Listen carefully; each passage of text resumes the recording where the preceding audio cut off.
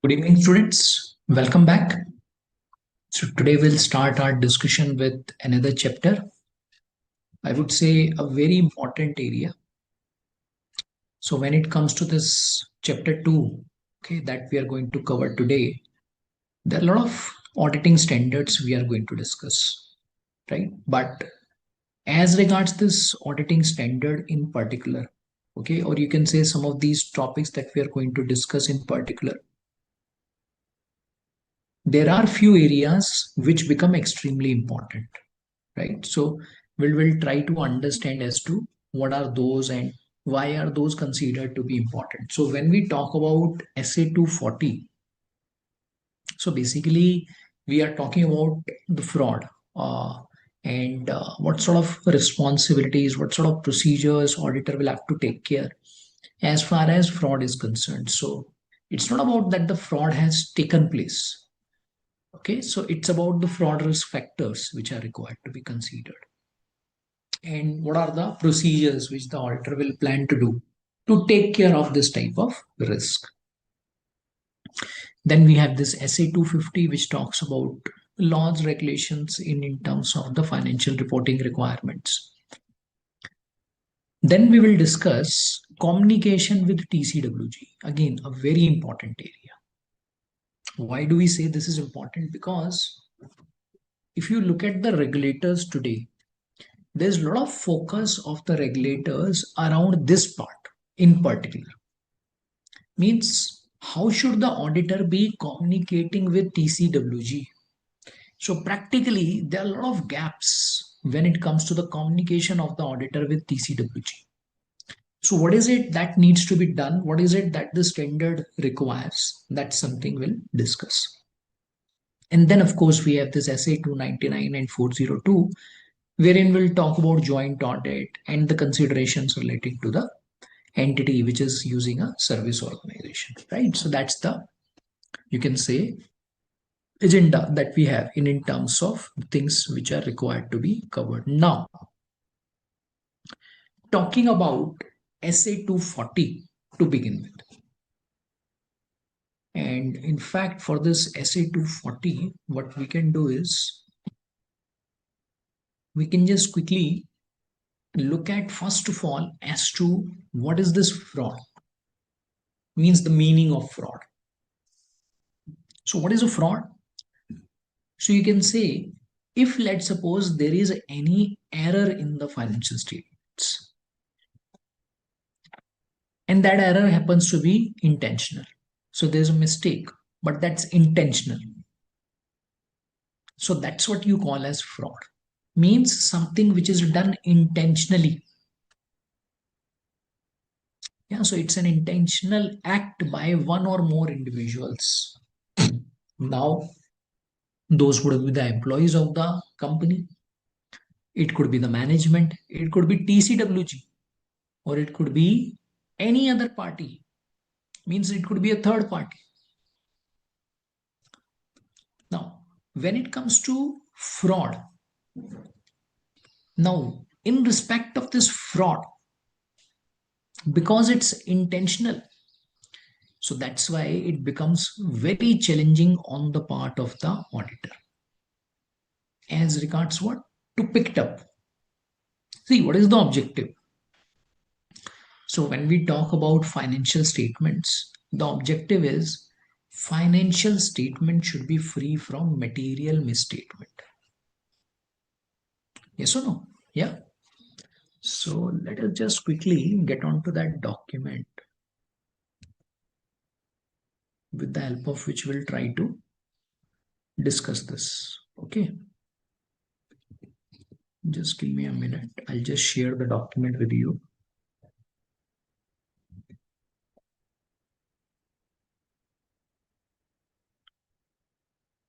So now we are talking about the audit objective. So what is the audit objective?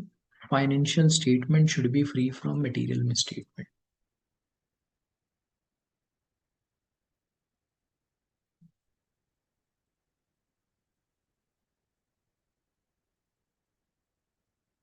Correct. Material misstatements. So we can say this is the objective. Now, as around this objective, when we talk about misstatements, now in relation to this misstatements, we can say these are of two types: intentional, unintentional.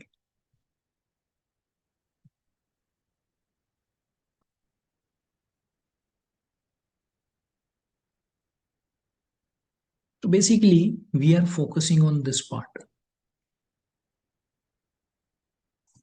So we can say, if let's suppose there are misstatements,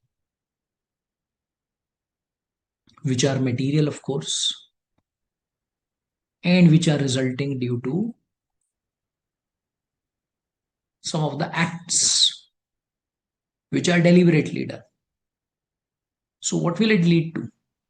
It will lead to a situation that the financial statements will not be presenting a true and fair view. So that's what bothers us as an auditor. Yes or no? Yeah. So that's why what will the auditor do? So what is it that the auditor is required to do? Let's try to understand that part first of all.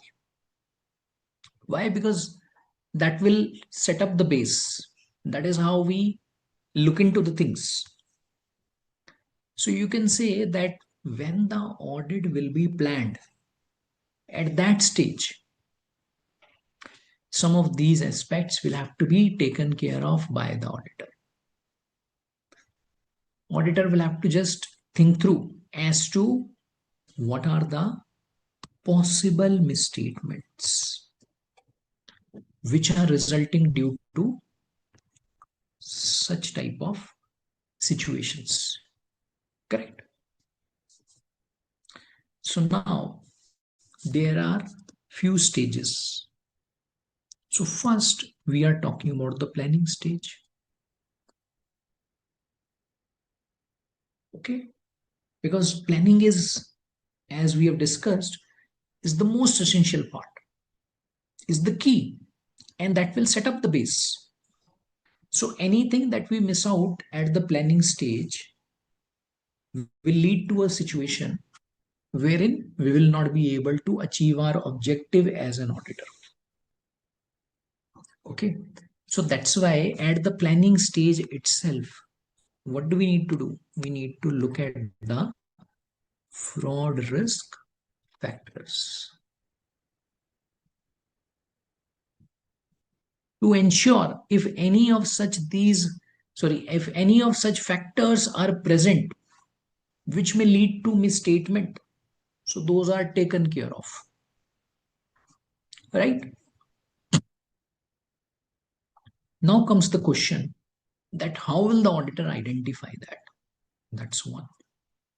But before that, it's important to understand what are the possible fraud risk factors. What are those factors which the auditor needs to consider, which the auditor needs to take care?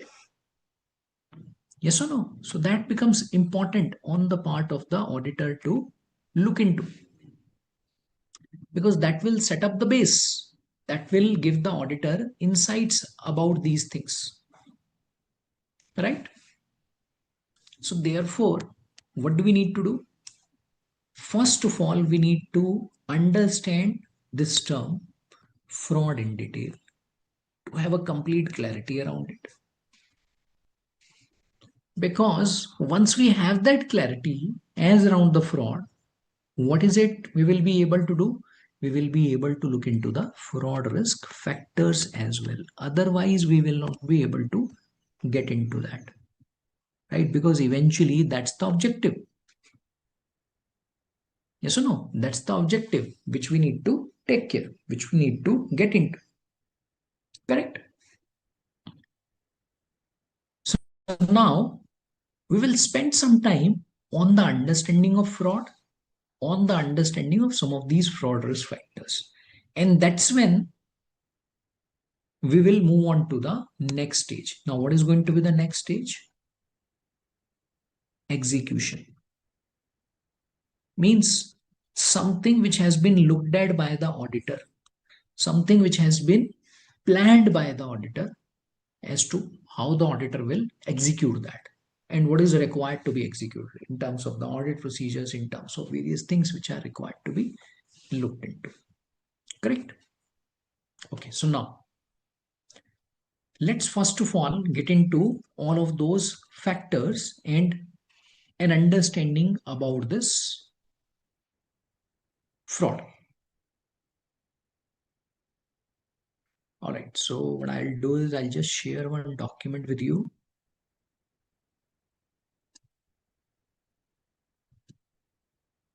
Okay, so here we go. Okay, so now let's talk about fraud. Now, as per this auditing standard, there are two types of frauds which could be there. One is this fraudulent financial reporting, and the other one is misappropriation of assets. Okay, so before we get on to some of the other things, like what are the opportunities, incentives, okay, and what are those situations which may lead to these type of frauds, can you give me some understanding about these two types of fraud? So when we say frauds, or you can say these intentional misstatements which may arise from fraudulent financial reporting, misappropriation of assets. So what do you mean by these two terms? Over to you. Any thoughts? What do you mean by misappropriation of assets? What do you mean by fraudulent financial reporting? Over to you. Anyone? Any thoughts on this? Sir, when it comes to fraudulent financial reporting, there can be fictitious journal entries, Okay. or changes to the accounting estimates made by the management, especially during the end of the accounting year. Okay. And there can be omission of the entries willfully, or entering into some complex transactions to make the financial statements very difficult to understand. Right. What And coming else? to misappropriation of assets means like Hmm. embezzlement of cash Right. or petty theft by the employees. Right. In case of inventories which are of high value, theft by the employees by of the inventory. This all comes under misappropriation of assets. Okay. Very good. Anyone else would like to add to this? Anything? Any more thoughts on this? Anyone? So let's look at this. See, when it comes to fraud, so we can say there are two categories in a way that we are discussing over here. One is this misappropriation of assets. Now, what do you mean by misappropriation of assets? And let's suppose assets are stolen. And a very common example which would fit this criteria of misappropriation of assets would be cash embezzlement. Now, as regards this misappropriation of assets, now comes the question that what are those assets which we may consider over here? See, generally, when it comes to fraud, you will not think of large assets being stolen. Just imagine a situation. Do you think it's practically possible for one to just look at this plant and machinery? So let's suppose there's a plant, there's a large machine. Do you think thefts are possible? Not really. Generally, this will involve smaller size of assets. For example, you can say laptop could be there. Okay, cash embezzlement is a very common example. Yeah. So generally, when you look at this fraud, so what do you find? Small assets are being involved. And in fact, In most of the cases, when we talk about fraud, so the person who is committing the fraud must be doing that in a while committing that fraud. So generally the amounts involved are going to be small. So we are not saying that the overall amount is going to be small, but generally that's how the fraud is planned. That's how the fraud is generally committed. Okay. Next, fraudulent financial reporting. Now, what do you mean by that? It means the financial reporting is fraudulent. Means financial statements are not prepared the way they are required to be prepared, the way they are required to be presented. For example, say the inventory valuation is wrong, right? So if let's suppose valuation of inventory is increased, what will happen? Profits will go up. So no. Similarly, if let's suppose revenue is inflated, so what will happen? Again, the profits will go up. Now, when it comes to fraudulent financial reporting, here again, depending on the intent, depending on the purpose, we may see different types of frauds being committed. So it's not necessary that the entity will always be looking at showing more profits, showing more sales, not necessarily. So if you look at the unlisted companies, so what is it that the entity will want? They will want to save on the taxes generally. So that's why what do you find? You will find that they will want to show lower profits. So that's why the type of misstatement which you find in the financial statement will be the one which is resulting into lowering down the profits. As against that, if let's suppose there's a listed company, so this company will always be inclined towards showing higher revenue, higher profits. Yes or no? Now, depending on, again, as we discussed the purpose, it may vary as to what is it that the fraud may be involving.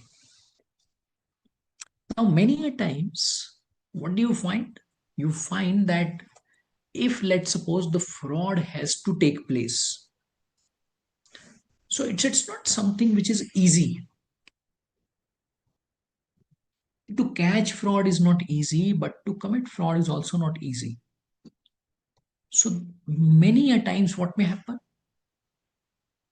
Let's suppose an opportunity is given by the organization. For example, say the controls are missing when it comes to a particular process. Or you can say the controls are weak.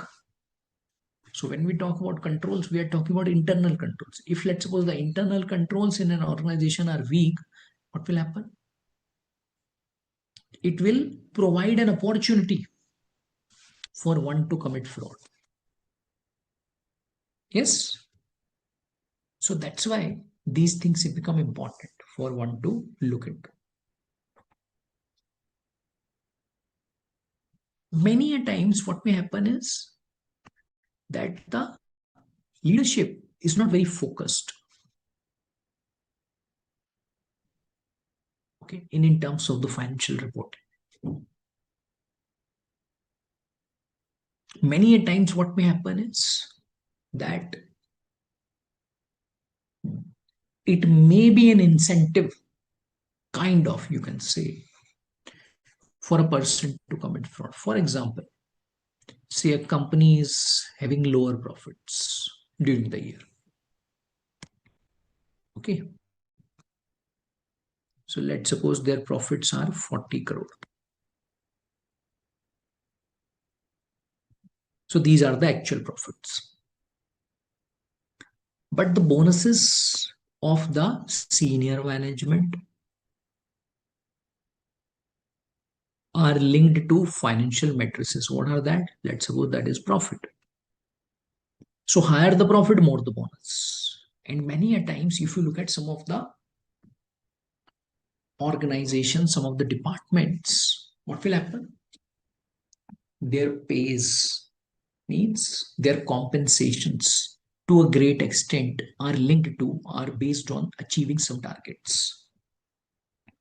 So higher the sales, more the compensation. So that's why what is it they will want? They will be inclined to show higher profits.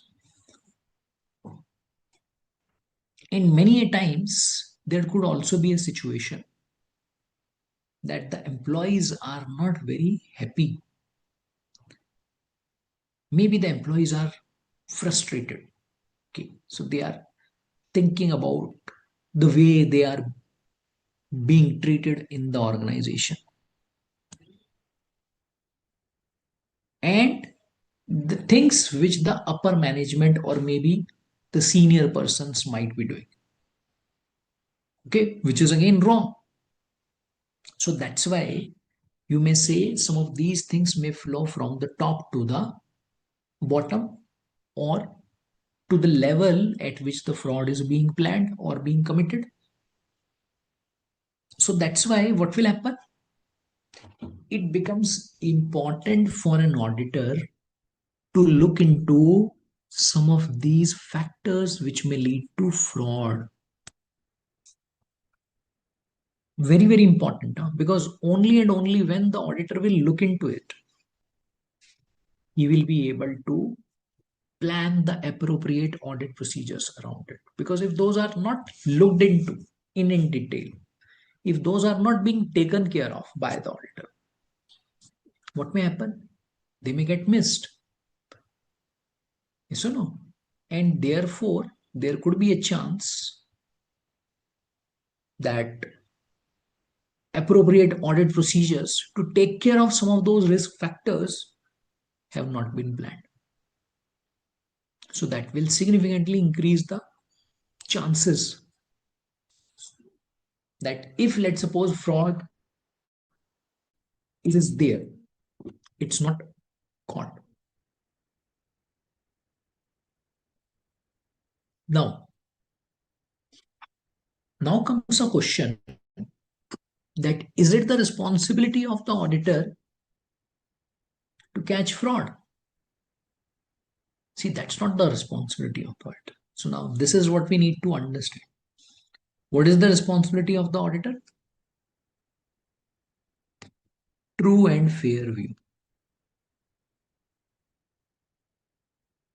Okay. So in a way, we are talking about looking into the things so that material misstatements are not there. Right? For which auditor is required to obtain sufficient appropriate audit evidence. Yes or no? While doing that, auditor will be looking into all the risk factors, whether those are related to fraud or those are not related to fraud.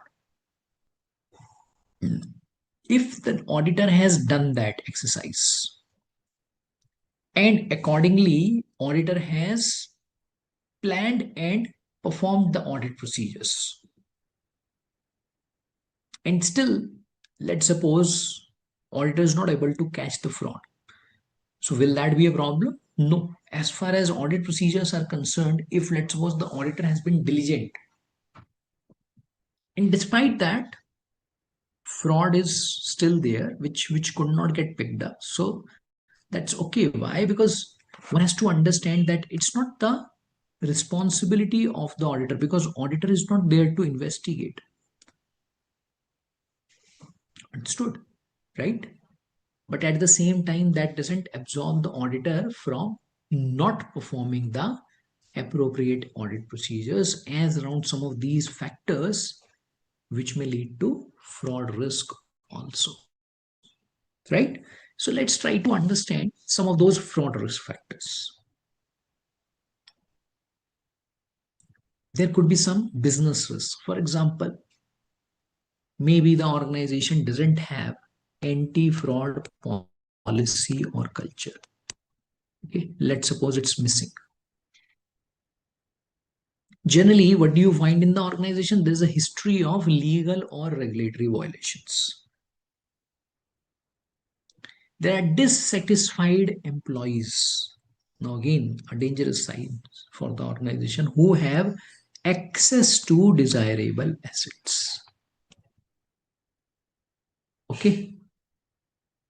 Lack of job segregation and independent checking of key transactions. Some of the financial risks would be there. What is that? As we just discussed, management compensation is highly dependent on meeting the aggressive targets. Okay. So now what will this lead to? This will lead to a situation wherein the management will always be inclined towards achieving these aggressive targets. If not in actual, then by manipulating the books of accounts. Right? Significant pressures could be there on the management to obtain additional finance. Maybe there are rapid changes in the profitability. Then, as we discussed, many a times what may happen? Maybe the control environment is not good. So, unauthorized access to the systems by the employees or external hackers also pose a fraud risk. Unauthorized transfer of funds or assets could be there. Right? There could be breaches in data security and privacy. What are some of the external risks? Maybe the organization is working in highly competitive market conditions and the profitability is decreasing. So what do? They manipulate, right, the financial reporting. Now, as an auditor, it becomes important to look into all of these areas. Now, when will the auditor consider this? See, while planning the audit, when the auditor will be obtaining the understanding of the processes which are there in the organization. Okay. When the auditor will also be looking into some of those things in terms of what could go wrong. Yeah, so that is something which the auditor will always be looking at. Yeah, risk assessment. So at the time of that risk assessment, one of the types you can say happens to be what? Fraud risk. And it's a very, very important thing. And we just discussed as to why this is so significant. Right? Then there are some areas when it comes to any entity, irrespective of the size of the organization,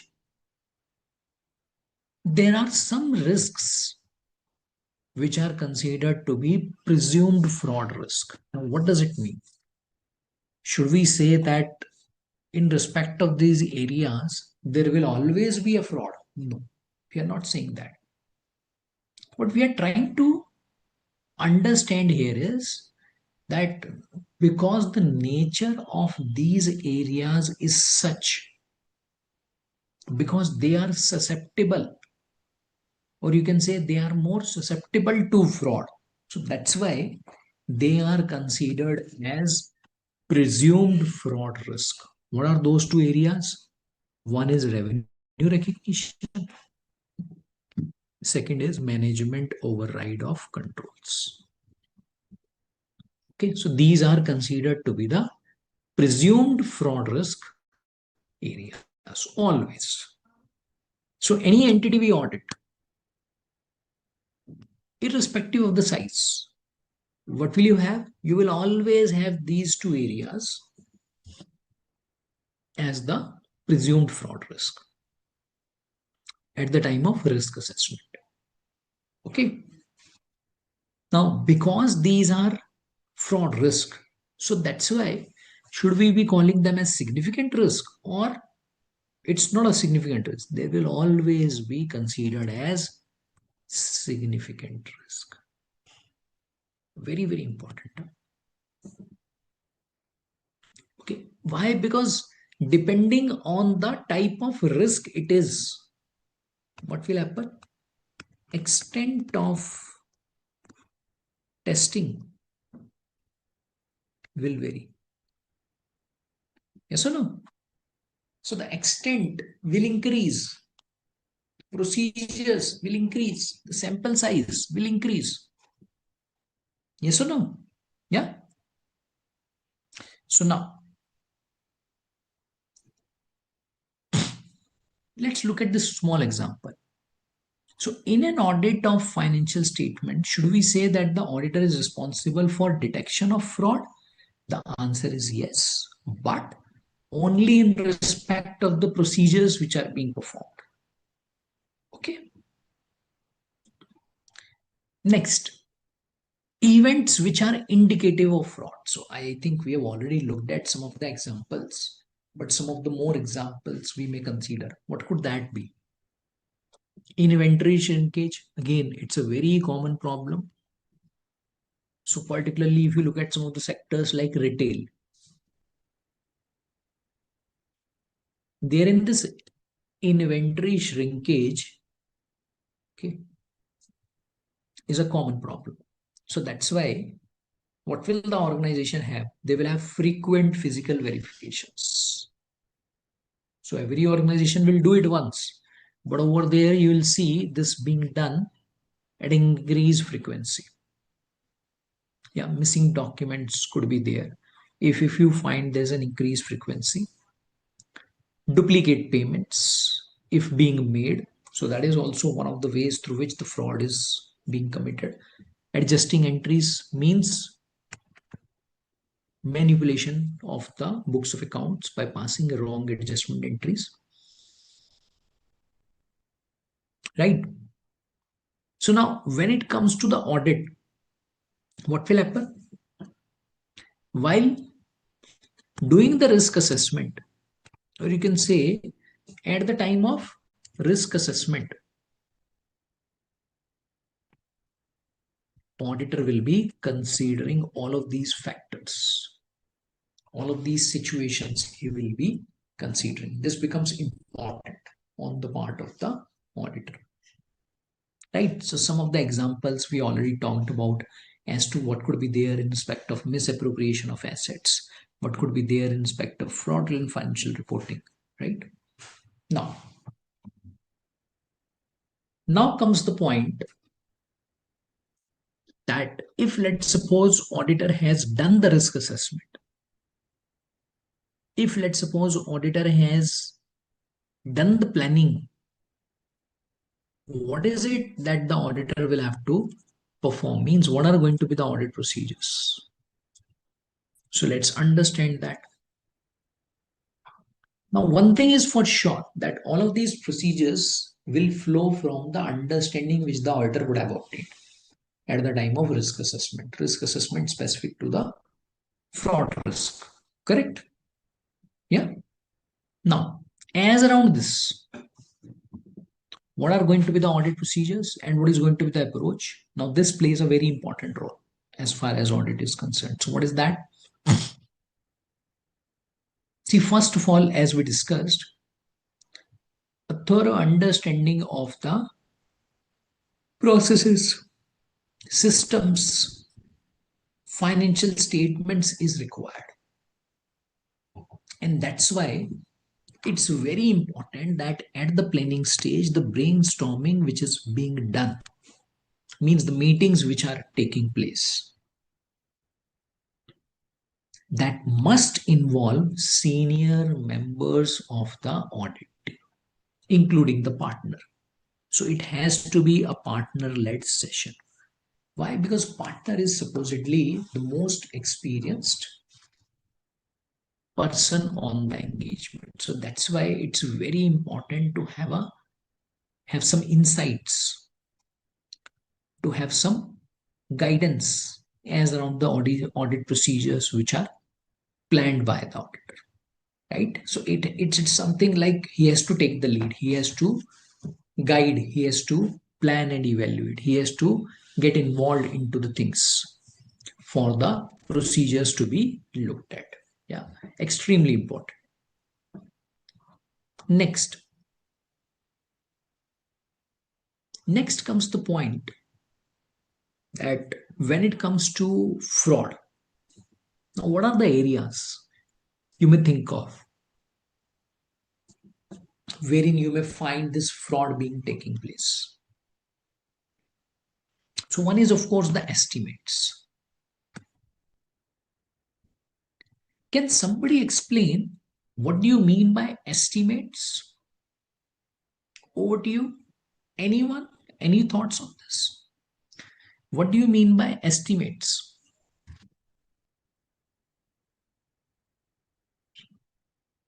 I can see Shalinder, Lavanya, Shachi would like to discuss this.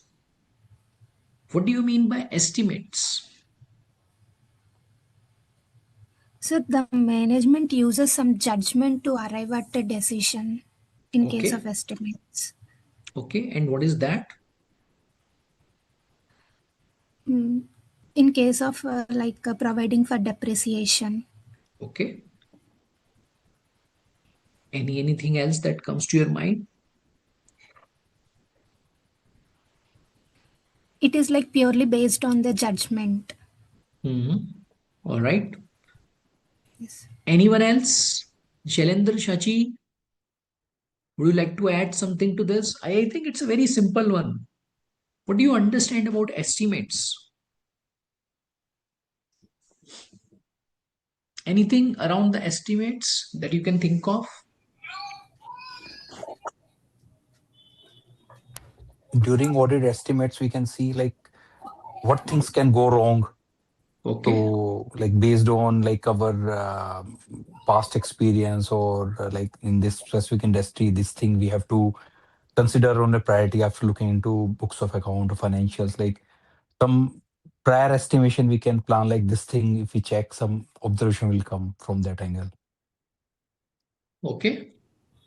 And Shachi? say Yes. means if we say like we can go through the industry wise also estimates. We can think like if a particular industry we are going for auditing, so based on that ki what from those perspective, if we can say, So if we would can like to share talk some about examples on this? manufacturing industry, if we say for electricals, if so Right. estimates like for that delivery challan and all, how to. See, first of all, I think it becomes important for us to understand what are the estimates. Yes or no? Yes, sir. So now, what is an estimate? Estimate is something over which 100% accuracy is not there. To put it in a very simple manner, means over which approximations are required.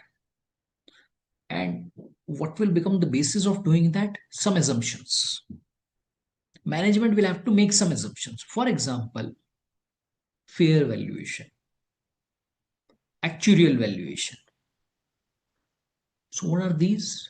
These are nothing but the estimates, right? Now, let me pick up a very simple example for this useful life of PPE. What is PPE? Property, plant, and equipment. I am sure everyone is familiar with that. Now, if let's suppose we are talking about building and we say that life of the building is 30 years. So can we say with 100% accuracy that the life of the building will always be 30 years? Answer is no. Why? Because it's an assumption. or you can say it's based on assumption that the life is taken as 30 years. It can always be 29, 31, 32, 33, right? But 100% accuracy is not there. Because the nature of estimates is such that 100% accuracy is not involved. That's not possible. So that's why what will happen? Assumptions will get involved. Judgments will be required. And the moment we say that these things are involved, what is possible? Manipulation by the management, if at all they want to do this. So we are not saying that it will always be done. No. We are saying if required, the nature of these areas is such that they can involve this or they can get into manipulation. So that's why what do you do? As an auditor, you'll have to focus significantly on such type of areas when it comes to procedures around the fraud risks. Similarly, if you talk about unusual transactions, so let's suppose as an auditor, you are looking at the financial statements. You are looking at some of the areas in the books of accounts, and what do you find? You come across some areas. You come across some transactions. You come across some events which are unusual in nature. Okay? Which are unusual in nature. So what will happen? That will trigger a situation for you to look into those things in detail. Why? Because there might be a fraud. So that's why it becomes important for you as an auditor to get into the details of those areas. Okay. So now what could be the unusual transactions? It could be anything. Now this will depend on the type of company we are auditing, industry we are into, and the type of transaction that we come across. And that's why when it comes to the fraud risk factors, now this is again, you can say, a kind of approach which can be considered by the auditor. What is that? To get into the details of unusual transactions, if at all those transactions are there. Okay. Another important area which is linked to this management override of controls. Can somebody explain what is your understanding of management override of controls? Anyone? Over to you. What is this management override of controls? Quickly, over to you. Sir, management override of controls is like management is utilizing their powers to do the acts which are not related to the business, like utilizing the entities' assets for their personal use. Okay. What else? Anyone else? Now, what is management override of controls? Means they are putting some of the related parties onto the control positions, like say admin head will be some management's person, so that the transactions can move easily without any questioning. Nobody's going to question them.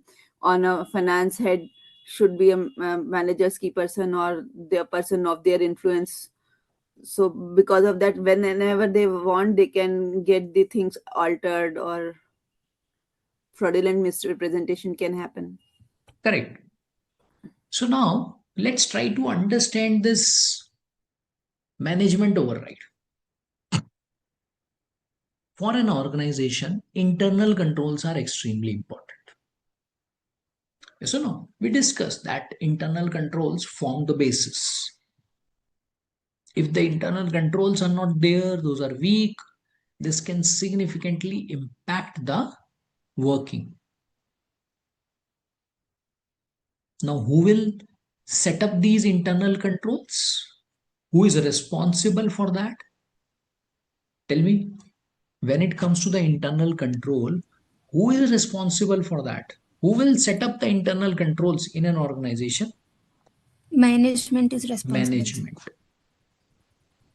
Now, if let's suppose management in itself starts overriding the controls which are set up by the management, what will happen? It will become extremely difficult for the auditor to catch hold of that situation. Why? Because management is overriding its own controls. Yes or no? So that's why auditor will have to look into these factors as well. There could be a possibility that management is overriding its own controls. Now, to take care of this problem, sort of, what is it that the auditor will do? There is a very common and very important testing which is performed by the auditor, which is very commonly called as JE testing. JE testing. Now, what do you mean by JE testing? See, the auditor will pull out the journal entries which are passed and will get into the details. Now comes the question that during the year there could be thousands, lakhs of JE test vouchers. So how will the auditor go verify that? Answer is very difficult. Yeah. So therefore, over here, the auditor will want to get into the details. Auditor will have to obtain an understanding. Now, let's take an example for this. See, if you look at the authority matrix in the organization,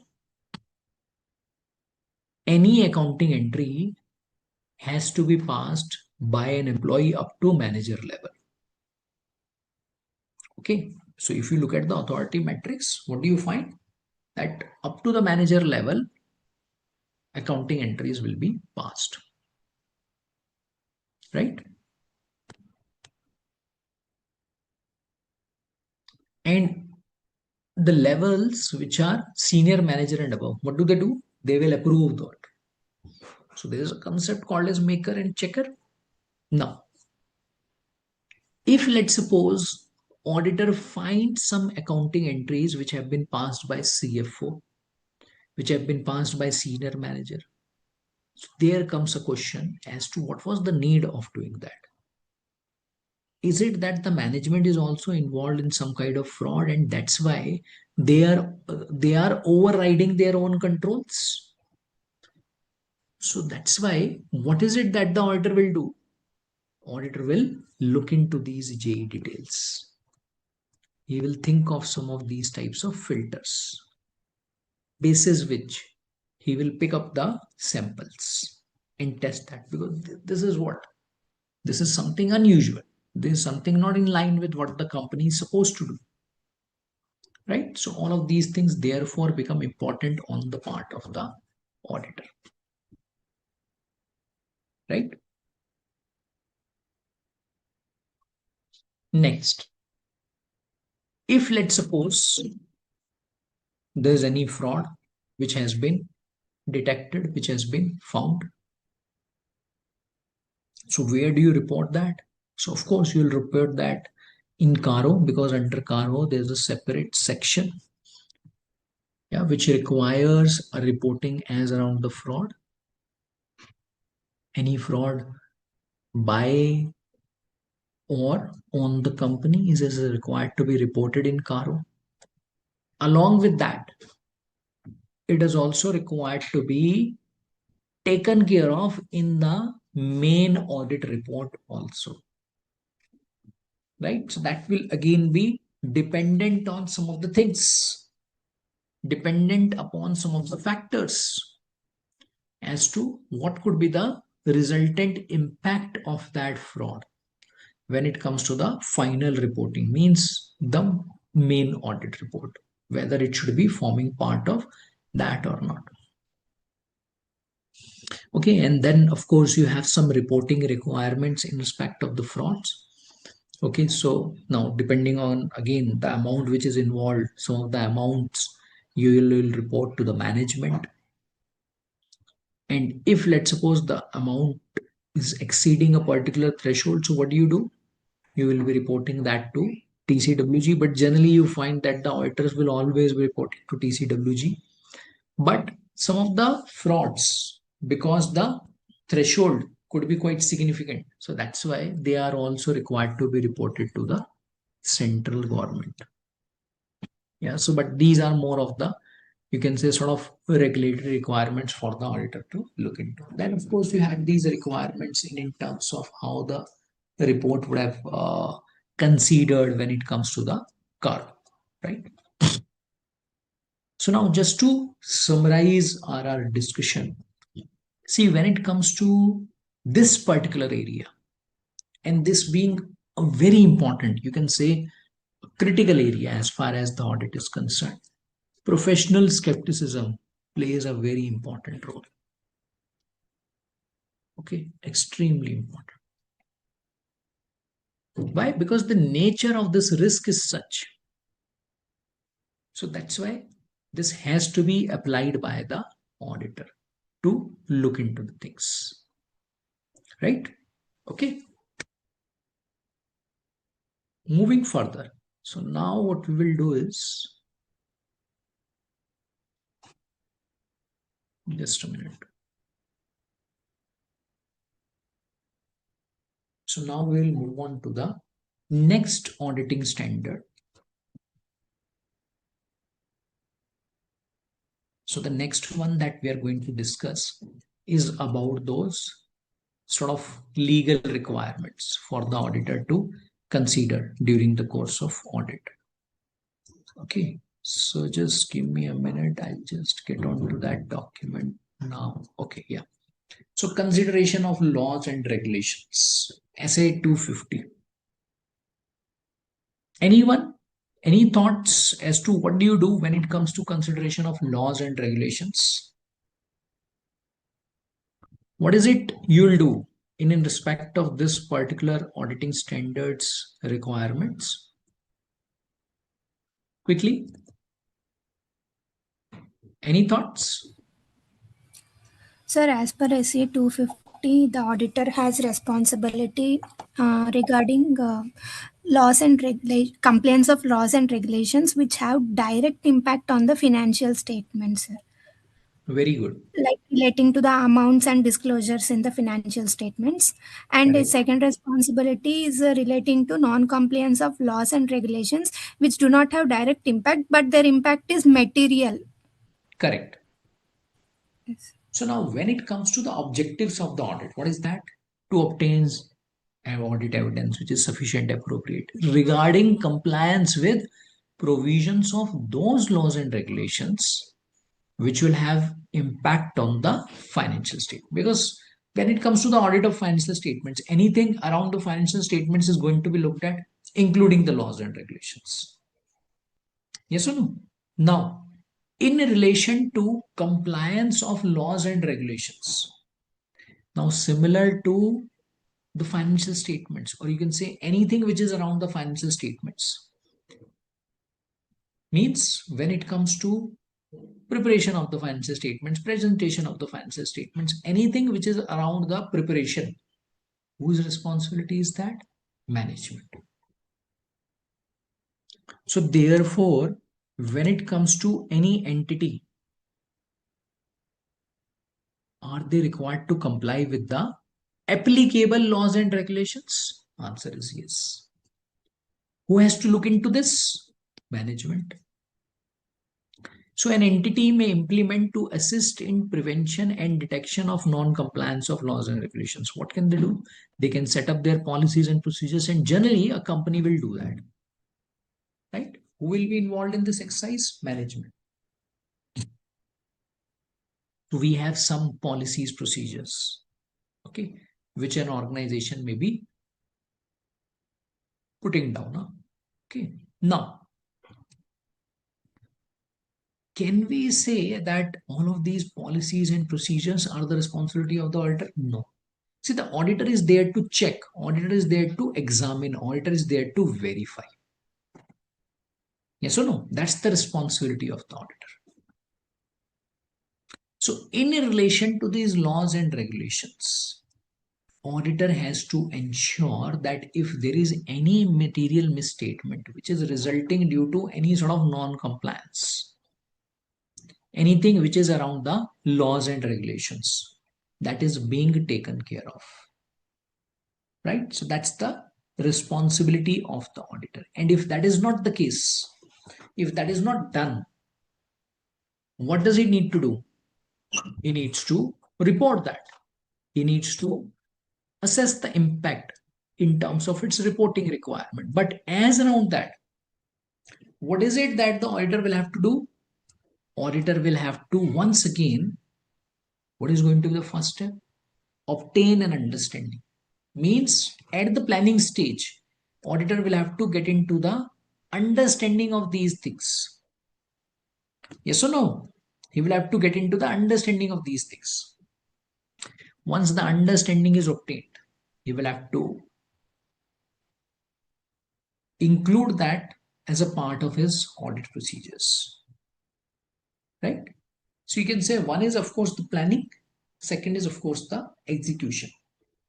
Now, basis which, in terms of its outcome, means any conclusions which are drawn, if the auditor believes there is some non-compliance, significant material, okay, so that's what the auditor will have to evaluate in terms of the reporting requirement. If let's suppose that is not corrected in the financial statements, because if that is corrected by the management in the financial statements, it's good to go.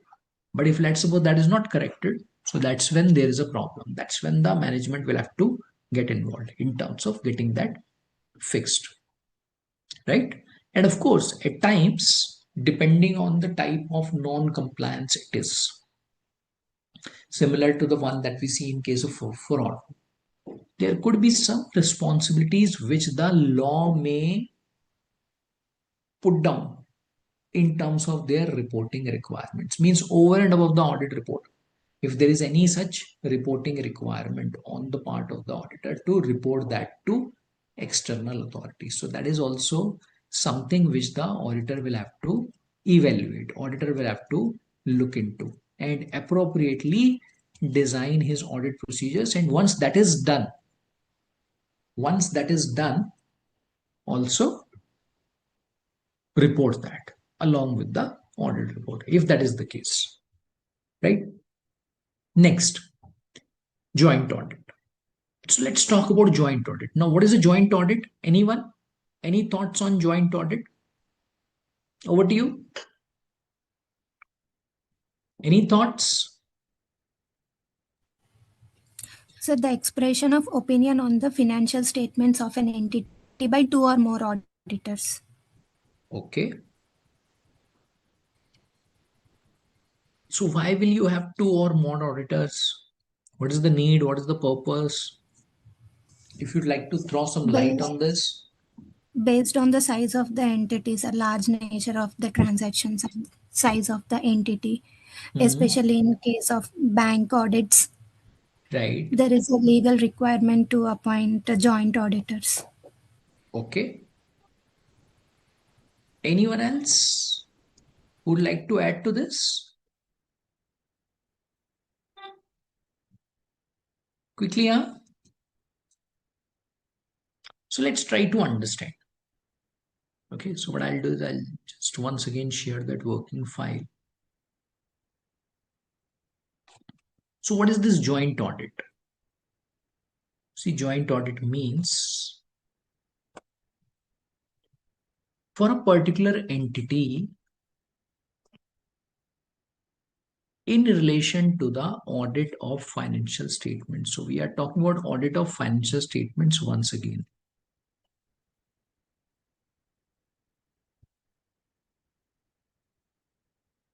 Instead of having only one firm, what do you have? say you have two firms who are auditing the financial statement. So the same set of financial statements is audited by, you can say, two or more auditors jointly. So it's not one by one. So first of all, ABC and company will come audit the financial statements. Once they are done, then PQR and company will come audit the financial statements. No. So we are saying that this exercise, instead of getting done through one auditor, an entity may wants to get it done through more than one auditor. It could be 2, 3, 4, again, depending on the purpose, depending on the requirement which could be there. Now, how does it benefit? And what are the disadvantages in this case? Let's try to look at both the aspects. Let's suppose size of the organization is such, it is too large. And the organization believes that one auditor may not be able to handle this complete audit. Many a times what may also happen is maybe the skill set in respect of the audit of certain areas in an entity may not be available with one auditor. So they may want two auditors to come together, or maybe more than two. So thereby, entity is actually trying to achieve two things. One, of course, is the timeline. Let's suppose they have a timeline and they want that if, let's suppose, one of the auditor will be involved, they will take more time. So if we involve two, it's like we want to get it done faster. So that's one. And second, as we discussed, is about the quality. Because it's not only about timeline, it's also about time quality. Why? Because they are saying that we are not only looking at one auditor, we are actually looking at two auditors. Okay, so these are some of the advantages that an organization may think of, basis which they will always want to go in for two or more auditors. Sometimes there's also a regulatory mandate that some of the types of organizations will always have two or more. They cannot have single auditor. But now, because two or more auditors are involved, so there could also be a confusion. Yes or no?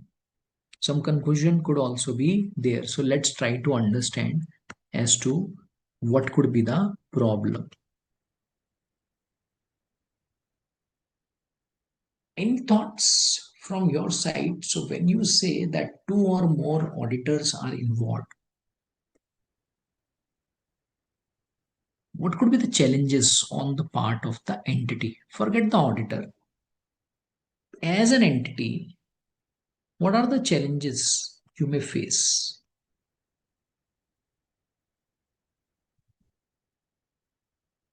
Quickly, over to you. What are the challenges you may face?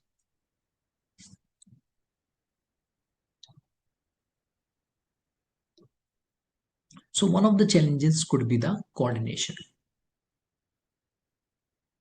See, financial statements is one. Correct. So we have one set of financial statement that we are talking about. Correct.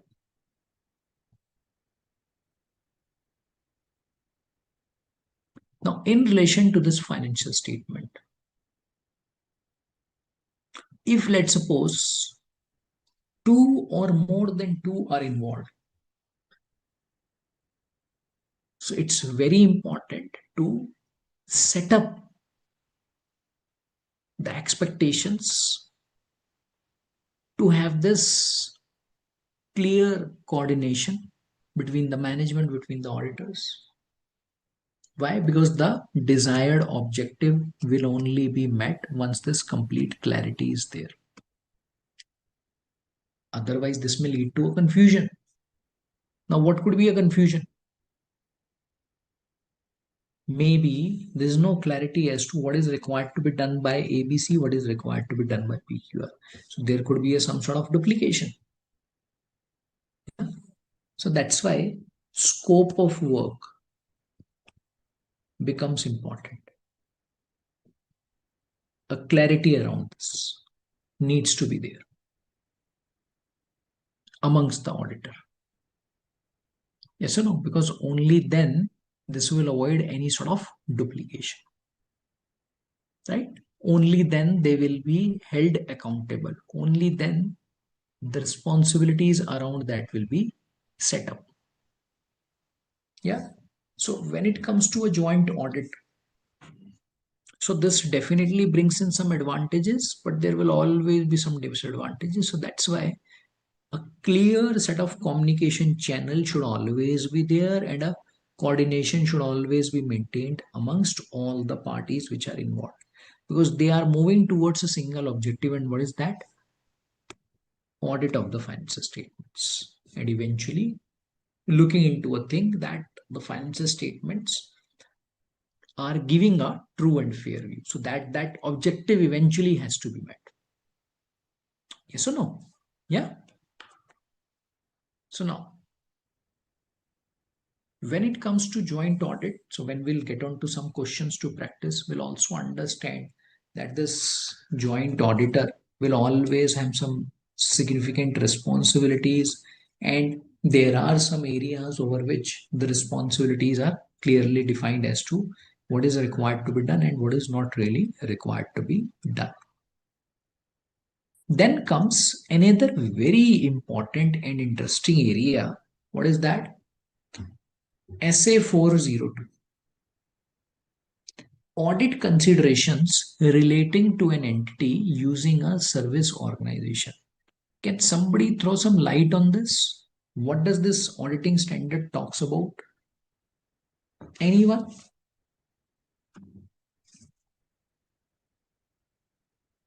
Yes, any thoughts on this? What do you have under SA 402? Sir, it talks about an entity using another entity like third party for outsourcing of its business activities relating Okay, to payroll management, okay. asset safeguarding that related services. So can you give me an example for this? Sir, if suppose an entity has outsourced its payroll management services to another entity, Okay, like services regarding payment of salaries to its employees, all will be taken care of by that entity. We call the entity which is providing service as service organization, and the entity which is using its service is user entity. okay. And SA I 402 talks yes. about the user auditor's responsibility when the user entity uses the service organization services. Okay. So what we will do is, let's first of all understand this context. Means what does this standard actually talks about? Once we have that clarity, then we'll come on to one very important part of this auditing standard, and that is about types of reports. I think that is very, very important. Okay. But first of all, I think what we can do is we can just quickly talk about as to what does this standard covers. So let's suppose we have A Limited. Now A Limited is a company which is, let's suppose, involved in manufacturing business, and auditor of A Limited is ABC and Company. Let's suppose ABC and Company is the auditor, right? So if ABC has to audit financial statements of A Limited, so it will have to get into the processes, systems of A Limited, right? Now, what do we understand about A Limited? We understand that A Limited has outsourced its payroll function to another entity, P Limited.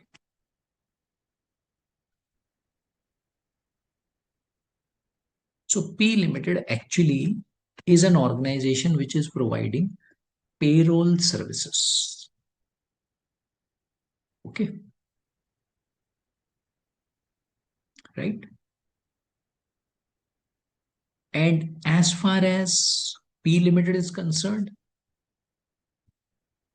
P Limited has its auditor, PQR and company. See, P Limited is a different company, unrelated company. So you should not be thinking it's a group company, two companies are same. Now in this case, can you tell me how do we define A Limited? Over to you. Anyone? How do we define A Limited? Tell me quickly. A Limited is a user entity. Very good. A Limited is called as user entity in this situation. And P Limited is called as service entity. Or you can say service organization. Right? Auditor of user entity is user auditor. Auditor of service organization or service entity is service auditor. Now, what is it that we are trying to look at? Are we trying to understand the structure? No. See, there is a problem. What is the problem? A function of A Limited is taken care of by a third party. Who is that? P Limited. Now, when it comes to auditor of A Limited, so what will happen? Auditor of A Limited, if let's suppose wants to audit payroll. So is it available with A? No.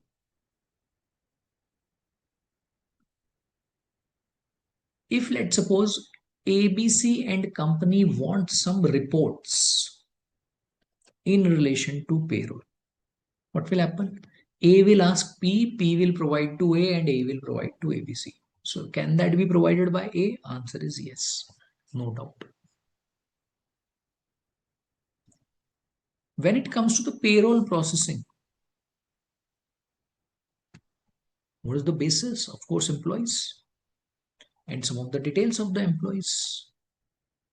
Who are the employees? Any additions, deletions? Who will provide that information? A will provide that to P. So therefore, if anything as around the input to the payroll processing is required, can that be provided by A? Yes. So its input can be provided by A. Its output can be provided by A. But what about its processing? Who is taking care of that? If ABC and company wants to get into that, which is important for the purposes of understanding, for the purposes of risk assessment, for the purposes of audit of payroll, what will happen? What will happen? There are two ways. Either ABC will go to P and audit that, or what ABC can do is ABC can find some mechanism through which ABC can get the comfort over this payroll somehow.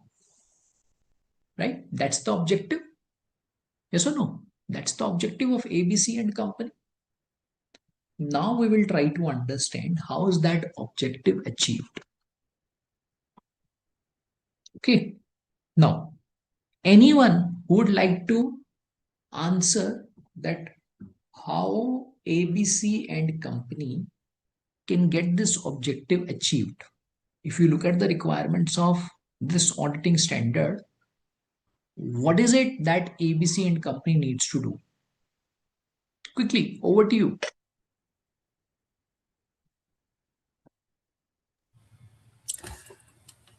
Sir, ABC and company needs, the auditor of user entity needs to get comfort on the effectiveness of the internal controls placed by service organization.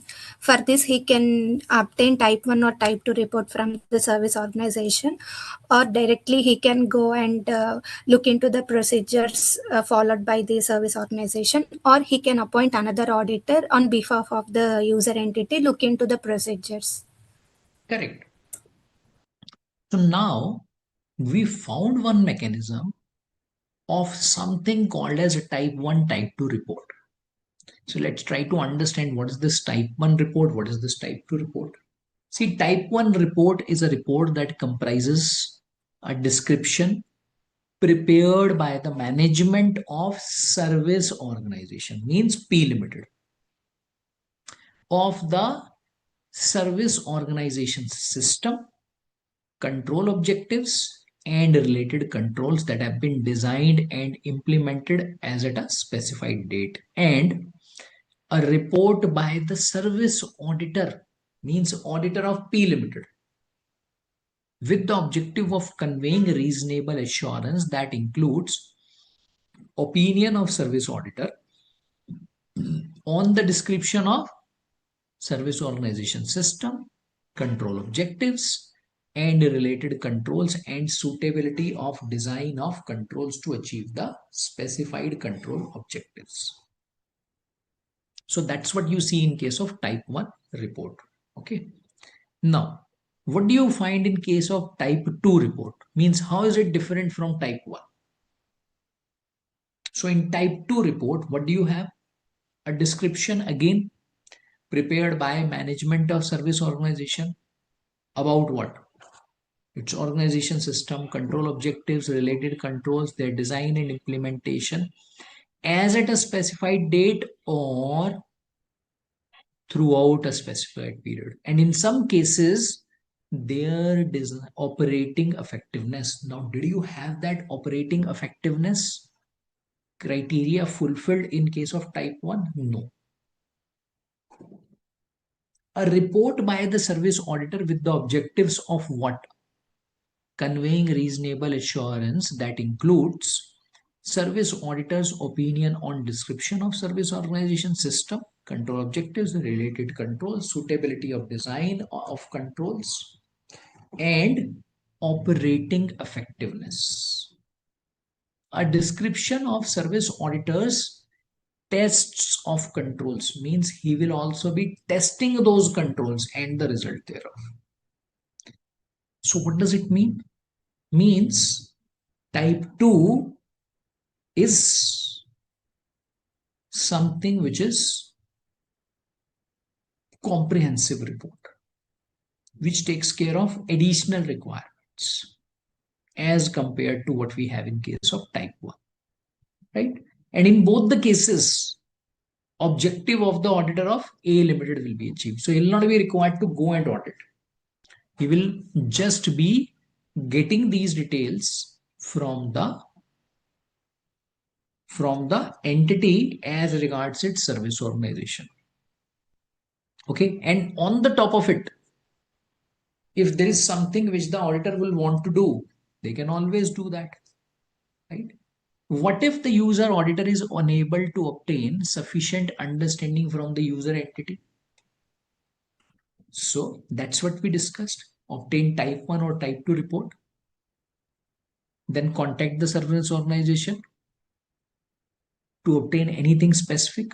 If at all top up is required, visiting the service organization, performing the procedures that will provide the necessary information. Again, that will be on the basis of assessment of the user auditor.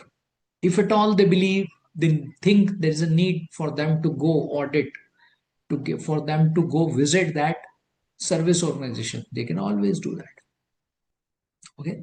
Using another auditor to perform procedures that will provide the necessary information about relevant controls. Okay. Through these reports which are available.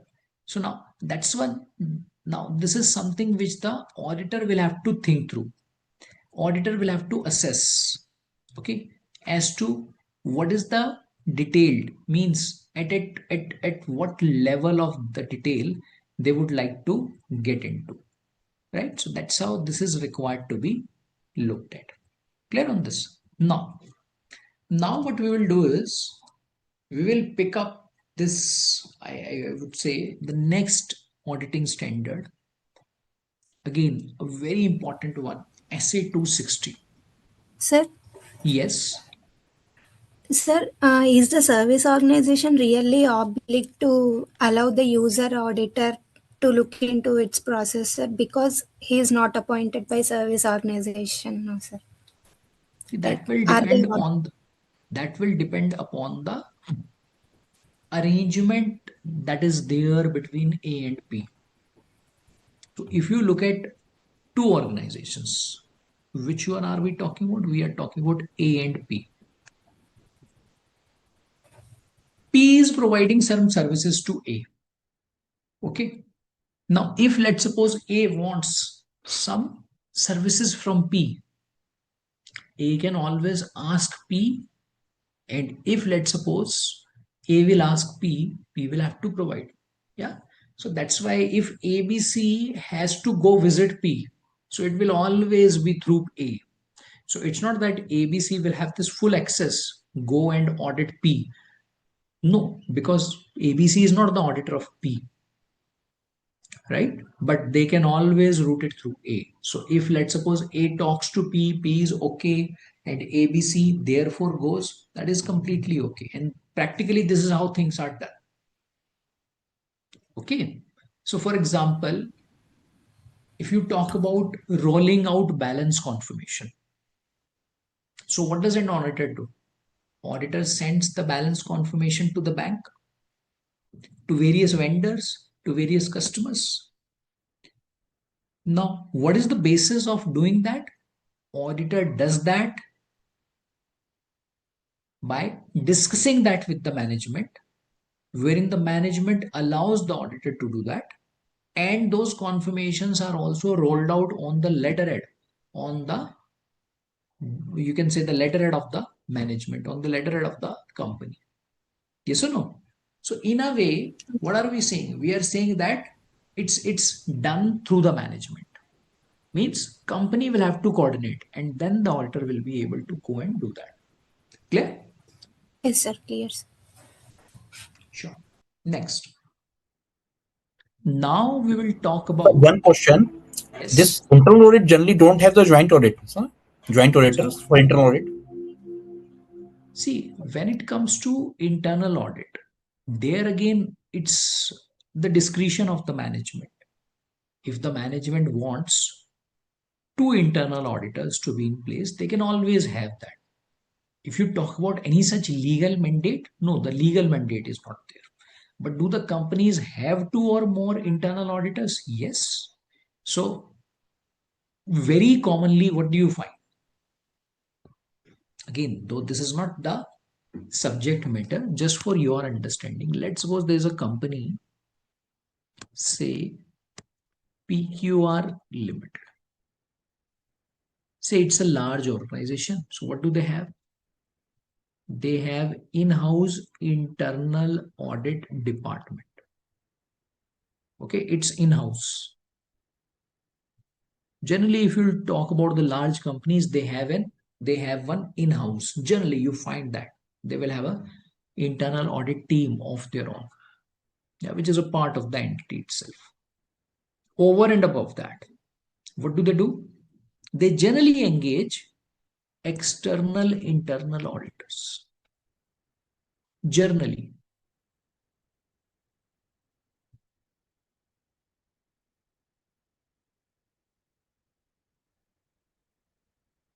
So in this case, do you find two? Yes. And even in this case, when it comes to, generally you will find this in case of large companies only. Yeah? They will not be restricted to only one internal auditor. They may be engaging two, many a times in respect of different processes. So what do? They may assign some of the processes to one audit firm, some of the processes to other. So the duplication will not be there. Okay, unlike the financial statement, for an internal auditor to do that, it's relatively easier. Why? Because financial statement is eventually one. So eventually you'll have some linkages over there. But when it comes to the internal audit, you will not have those sort of linkages. So that becomes easier on the part of the management to do that, if at all that is required. So in case of large organizations, you get to see that at times, not always, but at times you get to see that. But what I've seen is generally you will find maybe two internal auditors. You'll not find three or four, because otherwise it will be a mess. So it becomes very difficult to get into the things. Okay, to manage that, to coordinate. Right? Okay, thank you. And one last question. Still, Yes. advertisement is restricted now. CA can't do advertisement. It's out of the context, but I heard somewhere like now CS can do advertisement. I think it was fake only. Still, as a professional, we can't advertise for getting work. See, what has happened is recently there has been a revision in the code of ethics. Okay, wherein some sort of changes are brought in, including the way the advertisement, if at all is permitted, the way it is required to be done. So earlier advertisement in any sort of form was not allowed, but now some sort of, you can say, provision has been included there. So idea is what, see, when you talk about the government initiatives, the government is promoting this quite a lot, that the uh, professional firms should get into a larger setup. They should become global. Okay. So moving into those directions. So ICAI has also come up with some of the requirements for the professional firms to look into, basis which they can get into this. So if you want, you can just go through those sort of revisions which have taken place. You will get an insight, but it's not a full blown advertisement. So that is restricted, right? It's a part of our study also, no? Like updated one. We have to study also that thing for Right. exam. Correct. Yes. But again, when it comes to the exams, so the revision generally is I think restricted up to a period of time, 3 months, 6 months. So you'll have to look into your Last course 6 months. curriculum as to what is covered, what is not covered. Okay, in Okay, terms of the developments which are taking place. sure, sir. Thank you very much. Okay. Yeah. All right. So now what we can do is, I think we can take a break now, and after the break, we will continue on this. Sure. So let's take a break now. Let's meet after 15 minutes. Huh? Sure.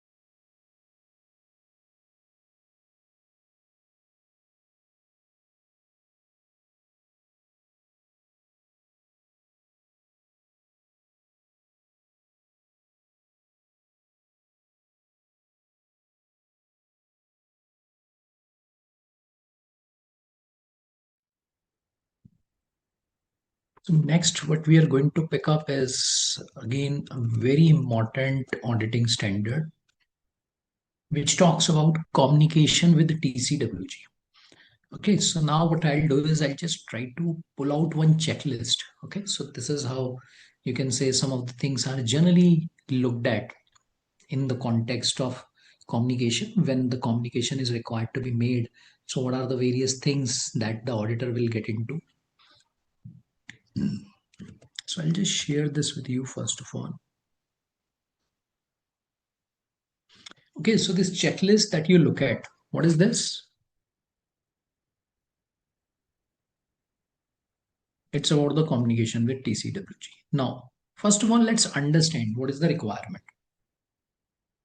See, the standards requires that the auditor should make a communication with the TCWG. Now, what do you mean by TCWG? TCWG, generally you can say, is the one which is involved in the governance. Okay, so when you talk about companies, so audit committee, board of directors, that's what you will consider as TCWG, right? Now, in this case, what are the responsibilities? Very important and the very basic requirement of this standard is what? Communication. And over this, there's a lot of focus of the regulator. Particularly if you see regulators like NAFRA, they are focusing significantly on this area. That an auditor may be auditing, an auditor may be performing various procedures, but eventually an appropriate level of communication between these two parties, which one? Auditor and TCWG, seems to be missing. Now, what is missing there? See, the standard has to be understood in terms of its spirit. So we should not be thinking that if, let's suppose, a communication is made, let's suppose a meeting is set up, say for hardly 5 to 10 minutes every quarter, or if let's suppose a presentation is shared to them in terms of the various things which are required as part of this auditing standard, so that's the compliance of the standard. Answer is no. See, the standard requires that the auditor should discuss in detail about the approach, about the risk assessment, the way the audit is being performed, any challenges that come across, okay, the outcomes which are there, so that all of these things can be appropriately taken care of by TCWG. Yes, that's an important element as far as this entire audit process and its communication is concerned. And that's what this standard focuses upon. Yeah. So now this checklist, what the companies do is they generally use this in respect of looking at various requirements of this auditing standard. Okay, so they will check whether it's communicated, not communicated.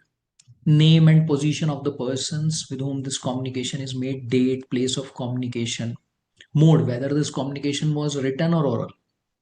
And when this communication was made, what was the response? So idea is to put down in the form of this appropriate documentation sort of criteria as to what is it that two parties have discussed in detail, covering all of these requirements of this auditing standard.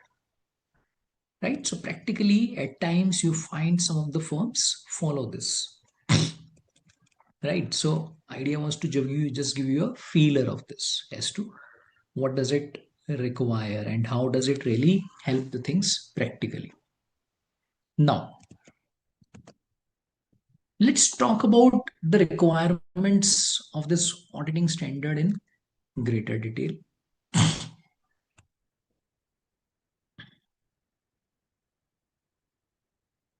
So as we discussed over here,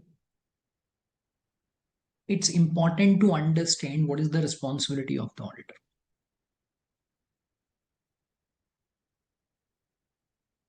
First of all, important point to understand is that it should not be a mere formality. So there has to be a two-way communication.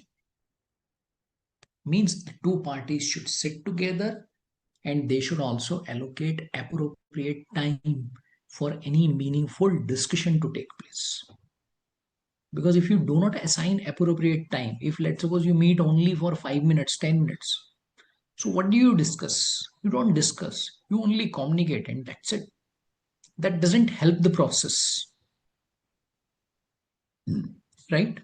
So that's why it's very important for the parties to look into as to what is required to be communicated, how is that required to be communicated, but of course, appropriate time should be given. So this is the most important part. So why do we stress upon this part? Because this is currently missing altogether. Many a times, what do you find? Either the communication doesn't take place, or if the communication is taking place, that is more of a formality. Okay, time is not there with both the parties to discuss the critical matters, the key requirements. Okay, next, when it comes to TCWG, so somebody has to come up from the organization as a TCWG.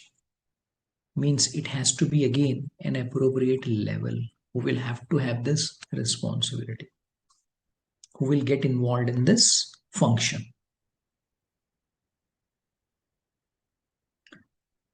Now comes the question as to who can be the appropriate person for that. Now that depends again the type of organization it is, the structure they follow, okay, the mechanism of governance that they have. Now what is it that is required to be communicated? There are a lot of things. It's not that only when the auditor will have some qualification or modification he'll go and communicate. No, idea is not to make complaints. Idea is to discuss the process, because if you look at the auditor, who has appointed the auditor? Audit committee. Yes or no? So basically they are responsible for the supervision of their work in a way. Right? So what is it that is required to be communicated? Planned scope, timing of the audit, significant risks, financial reporting framework, representation letter. If there are any significant findings, CAM, if there are some material weaknesses, significant deficiencies in the internal financial controls which the auditor has observed, if there is any identified or suspected fraud, even the suspected fraud is required to be communicated in a way, reported to TCWG. If there is any non-compliance with laws and regulations impacting the financial statements, of course, and of course, any sort of modifications, if there is EUM, during the course of audit, if there are some significant difficulties which the auditor has been facing, if there are some matters, critical matters, of course, over which there are disagreements with the management. As an auditor, independence is the first and foremost criteria. So auditor has to make a communication to the TCWG about independence. All relationships between the firm and the entity, if any. Safeguards applied to eliminate any identified threats in relation to independence. This communication is required to be made. Okay. Now, what are the critical matters? What are the critical areas? You can just think of in terms of some of the examples. So we have these examples available. Accounting policy. So if let's suppose there's a new policy that has come up, effect of the change, if at all there's any change. Accounting estimates, now those are critical, but all the accounting estimates you will not go and communicate. You will talk about the important one, significant one, critical one, particularly the one wherein significant assumptions have been used, significant judgments have been made by the management. Okay, in relation to the disclosures, if there are some issues involved, and the judgments in relation to that. Okay, then of course you can have a lot of other matters. Important thing is any key, important, significant matter. So we can say other key related matters. If there's any potential impact of significant risk or exposures, uncertainties, correction of misstatements, right? So this communication has to be done. Now, important part is to find out that TCWG and management, they are not same. Something which is communicated to TCWG and something which is communicated to management are two different things. Okay. Generally, what will you have? First of all, auditor will make all the communications to management. Why? Because on a day in, day out basis, they are having discussions with the management. And after that, they move to TCWG. It's not that they will require approval of the management. It's like for an audit to be completed, what will the auditor do? They will have discussions. Okay. So when they are involved with the management, it's something they communicate with them on a day in, day out basis. And that's when it reaches out to TCWG as a process also. Now comes the question that are these matters required to be communicated to TCWG? So let's think about it. Over to you. Unavailability of company's personnel during the period of audit. Basis of auditor's preliminary judgment about materiality. Unexpected extensive effort spent by the auditor to obtain sufficient appropriate audit evidence. Level of responsibility assumed by the management for preparation of financial statements. Non-cooperation by the management during the audit. What do you think? Yes, over to you. In these matters, which one do you think auditor should be communicating to TCWG? 2. Okay, only 2, is it? Shachi says 5. So is it only 5, only 2? Okay, Shachi says 2 and 5. All right. So let's look at this. Right. So now in this case, what will happen? When you talk about some of these matters, unavailability of company's personnel, is this a matter? No, it's a routine stuff. Right. But if let's suppose there is anything which has required extensive effort, significant involvement, that seems to be an important critical matter that should be communicated.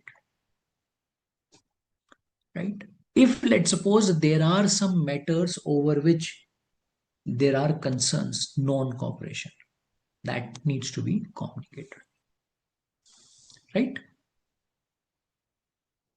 Now, we have this case scenario, small case scenario. Let's try to understand this. You have been appointed as auditor of ABC. It's a private company and noted the following matter. With respect to the construction and operation of Aradhya Homes project, there were certain disputes between the company and customer in relation to delays in construction and various technical issues. Based on legal proceedings, court passed an unfavorable order amounting to 50 million payable by the company to the customer. Matter has been discussed with the management. Company has a board of directors comprising of 3 members and the management group comprising of 5 people. Overall materiality is what? 45 million. are there any matters, are there any requirements to communicate matters with TCWG in this company? Management has already communicated the matter to TCWG. Let's suppose there is a matter, management has already done that to TCWG. Does the auditor need to communicate the same separately to TCWG? What do you think? Tell me. Tell me. In this case, what is your response? How will you deal with this? Quickly, huh? Sir, as it is a significant matter related to materiality and there is a liability above the materiality limit, it needs to be communicated to TCWG. Okay. What about others? Same, sir. Need to be communicated, and in the second case scenario also, if they had already communicated, but it is the duty of the auditor to be to communicate it separately. Okay. Now, Sir, here yes. TCWG management group consists of members including the TCWG, no sir. Hence, separate communication is not required. No, so that's not the thought process. First of all, we need to understand that the matter which is involved, whether that is significant, whether that is of such a nature that it should be communicated to the TCWG or not. So basically here there is no finding from auditor, like he has it's a different thing. What is his observation? Is it like out of the way? This happened. This is not his finding. Like he has in bold, like he has highlighted. It was the other case which is going on. So I think it's not important. See, please try to understand that when it comes to audit, and in respect of this communication of TCWG and the auditor, we are not only looking at the observations of the auditor. And that's been the biggest problem. And that's why, let me just take you back. We are not only required to report upon the significant findings. This entire process of audit in relation to the significant elements which are there in relation to that audit process. That's what the auditor is required to communicate to TCWG. So let's suppose if there is a significant event which has taken place, right? Now, as an auditor, should the auditor assume that the management has communicated to TCWG? And that's why he's not required to do that. If that is the case, then of course management has a lot of responsibilities to communicate to TCWG, thereby auditor may not be doing that. But answer is no. See, the matter is quite significant. Why? Because if you look at the overall materiality, during the year, a matter has come up which is exceeding that threshold. Now, in this case, a couple of situations may arise. One, that this matter has not been appropriately dealt in the financial statements.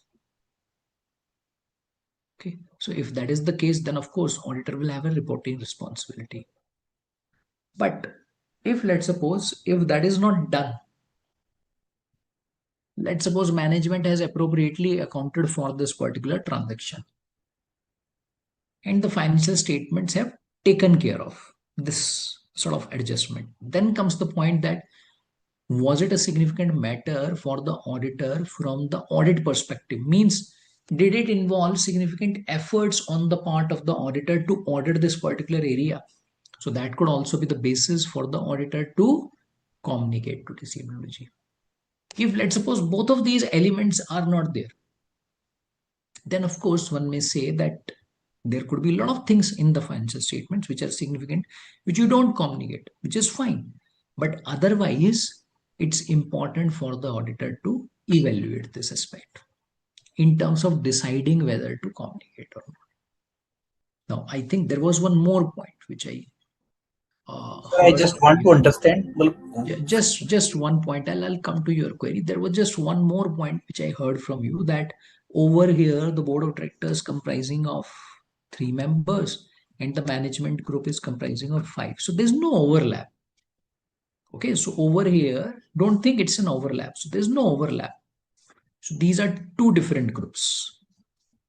These are two different groups. So that's why you should not be thinking it's an overlap. Clear? Yes, over to you. Tell me, what's your question?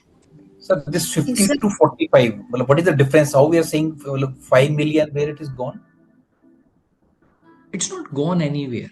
It's like we are talking about the materiality. Do you understand the meaning of materiality? But out of 50, we are saying 45 is revenue. No, it's not out. I'm saying, are you clear on the concept of materiality or not? Tell me first. So which is impacting overall financial statement, and it has to be highlighted, which is going wrong. Material impact, which is overall balance sheet is showing the impact is there for this. So that's what you call as materiality, correct? Now, in the given case, we are talking about materiality being 45 million. So why are you assuming that this 45 is a part of 50? Materiality and this transaction, these are two different things. Understood? We are just trying to check whether this particular transaction is a significant one for the auditor. How do you do that?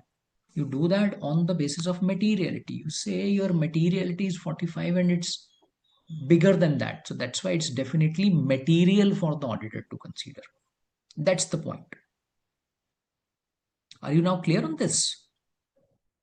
Okay, got it, sir. Thank you. Yes. Anyone else? Sir, if both the members of the management and TCWG are same, then if it is communicated to management, then separate discussion is not required, no, sir, with TCWG. See, that again Not will be a problem, because when you go to an organization, so when will you find that TCWG and management are same? Generally, you will find that in case of a small company, wherein you do not have a structure as such in terms of various layers, wherein the promoter is largely involved in the governance function, and the promoter may also be acting as the management. Okay, so over there, this overlap could be there. Yeah. But otherwise, when you talk about some of the medium size or the large size companies, there is a clear differentiation between these two. Yeah. Yes. And despite that,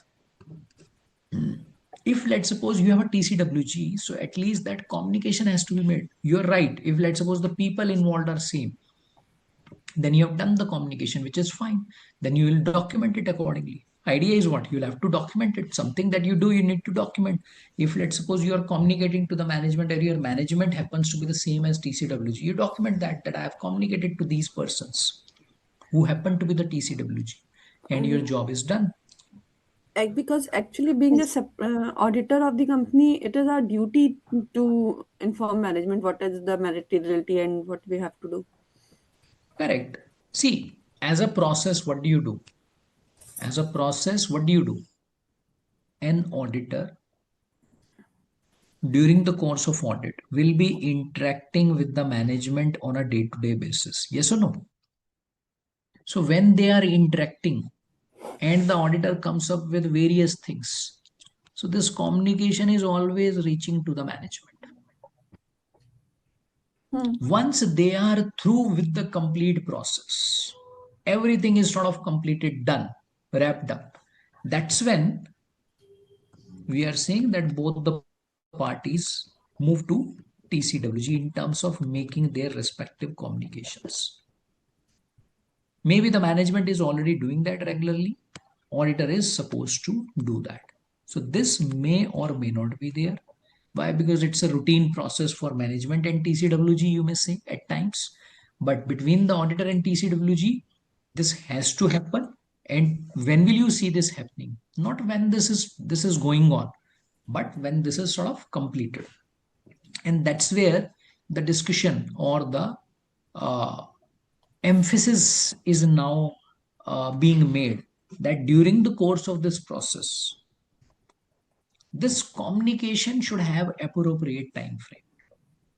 Means the way this communication, this interaction takes place with the management. Of course, that cannot be the same basis for TCWG, but appropriate time frame, appropriate time should be devoted to this discussion as well between the auditor and TCWG.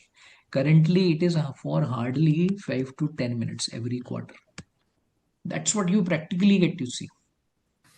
Okay, within which you cannot have a discussion. You can only have a communication, which doesn't help.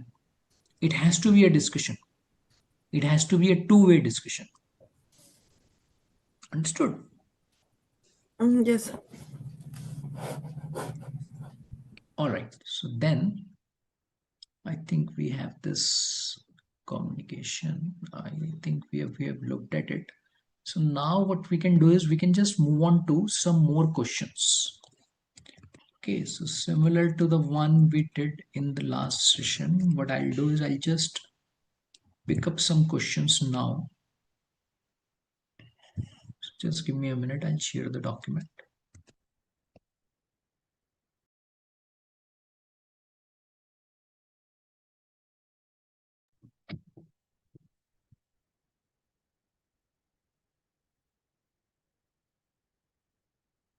Okay, so let's look at some more questions now. My Decor Limited, presently engaged in manufacturing of fabrics, wants to set up a new plant for manufacturing of special kind of fabric, providing an altogether different texture and feel. This kind of fabric has become a hit with retail customers. Company needs to set up plant for manufacturing the above kind of fabric, involving huge capital outlays to stay competitive in the market. You are auditor of this company and find that company's revenue has increased in the financial year 23-24 to 1000 crore from 750 crore in the last year. So there's a significant jump. By the time you started the audit, there was no change in plant capacity, and information regarding need to set up new plant has become known to you during inquiry of company's personnel. Discuss how you should proceed to deal with the above situation as auditor of the company, paying special attention to risk of material misstatement due to fraudulent financial reporting. Over to you.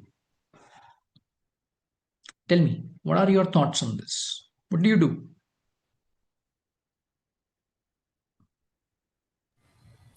Quickly, huh? Sir, in this case, there is a clear indication of fraud risk factor, sir, because the company is planning to establish or expand its plant base, but in this here, in the current year, it still did not expand its base, but the revenue has increased from 750 crores to 1000 crores. So to stay competitive in the market, again, there is a high pressure on the management also. It indicates that there may be some manipulation in the revenue recognition Right. from the management side. Right, correct. So it is a fraud risk factor based on revenue recognition, and auditor has to look into the factor by applying audit procedures. Okay, good. Anyone else who would like to add to this? So let's look at this. See, the given situation highlights need for company to set up new plant for manufacturing of special kind of fabric to stay competitive in the market. Setting up of such plant involves huge capital outlays, which could entail financing arrangements. Therefore, now comes the point.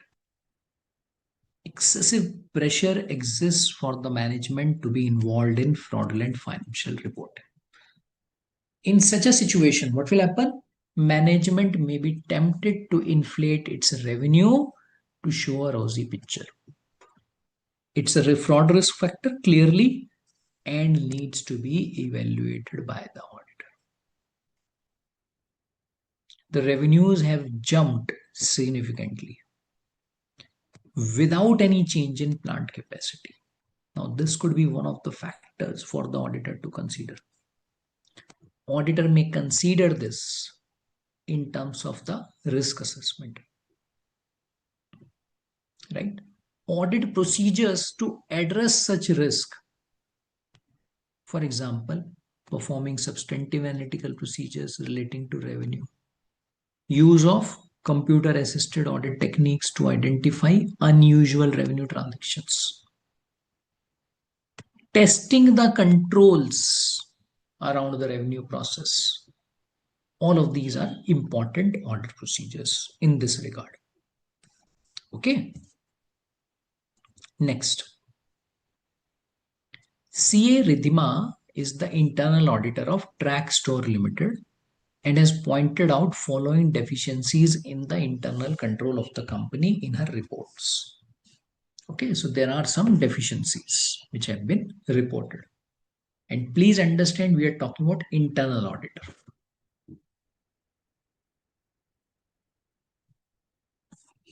Receivables are not reconciled at stipulated intervals.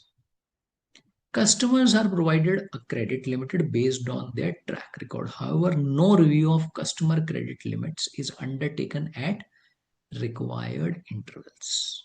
That's not done, right? Now, once this reporting is done by the internal auditor, now we move on to the stat audit. The statutory auditor of the company finds that no action has been taken by the company as regards these deficiencies. So ideally, what should the company do? Internal audit is what? Internal audit doesn't mean that the auditor will report and the management will take that report and it's done. No. What is the objective of internal audit? To work on any deficiency, right? If at all there's a deficiency, to work upon that. And to ensure that the deficiency is sort of taken care of. Yeah, it's removed. Yes or no? But the statutory auditor finds that management has not done anything on the points which the internal auditor has reported. What does the above situation indicate to the statutory auditor of the company? Yes, your thoughts. Tell me, what does this indicate? So if let's suppose you happen to be the statutory auditor, what does it indicate? How does it impact you? Sir, management not taking appropriate action to the internal audit report reflects very like poor management from the management side, sir. And it also indicates a fraud risk factor. There might be fraud risk factors because receivables are not reconciled. Because of that, there can be some wrong entries or wrong postings in the financial statements, and the balances may be incorrect. So there can be material impact in the financial statements also. And coming to customers credit limits, they are not reviewed regularly. So because of that, there can be given a credit limit which the creditor is not worthy enough. So because of that, there can be a huge blockage of money with that creditor. Right. So this can be also an indication of fraud, right, from the management side. Sure. Anyone else would like to add to this? Okay, so let's look at this. See, the management failing to remedy non-significant deficiencies on a timely basis is a fraud risk factor. When the management doesn't correct significant deficiencies in internal control, it reflects what? An attitude, character, set of ethical values that allow them knowingly and intentionally to commit a dishonest act. Yes or no? Failure to rectify non-controlled deficiencies pertaining to reconciliation of receivable, review of customer credit limits has a potential to fraud. Non-reviewing the customer credit limit may lead to grant of credit beyond the credit worthiness, because of which what can happen? Because of which the funds may be stuck, or maybe the goods are sold to those customers from which the recovery is not possible. Yeah, so that risk of the funds significantly increases, right? It may result in intentional typing of company funds with risky customers. So maybe there is a collusion. Yeah, so maybe there is a fraud. Yeah, so you can say it's clearly a fraud risk factor for the auditor to consider. Very critical one. So accordingly, the risk assessment will have to be done. Accordingly, the audit procedures will have to be planned by the auditor. Okay. Next. FAS Insurance Brokers Limited is a leading online insurance intermediary. Okay, so they are into the business of online insurance intermediary. During the year, Director General of GST Intelligence, DGGI, has issued notice to the company. Why? For allegedly creating fictitious invoices for marketing and sales services amounting to 50 crore in favor of non-life insurance companies. So it appears the company was involved in illegitimate practices. Okay. The premises of the company were also searched during the year by DGGI officials. Matter was also informed to the regulator of the insurance industry. What is that? ICAI. Who informed the matter? DGGI to ICAI for violation of the norms and regulations in this regard. Does the above situation has any bearing on your responsibilities as statutory auditor? Outline briefly in the context of possible non-compliance with the laws by the company. I think fairly simple for you to answer. Yes, over to you. Your thoughts on this? Yes, sir. Sir, as per S8 250, auditor is responsible to report on any non-compliance from the company's side. So in this case, there is fictitious invoices of 50 Right. crores, which has a material impact on the financial statements. And Okay. if the company has not reported the same, then auditor has to consider mentioning in the report. And Okay.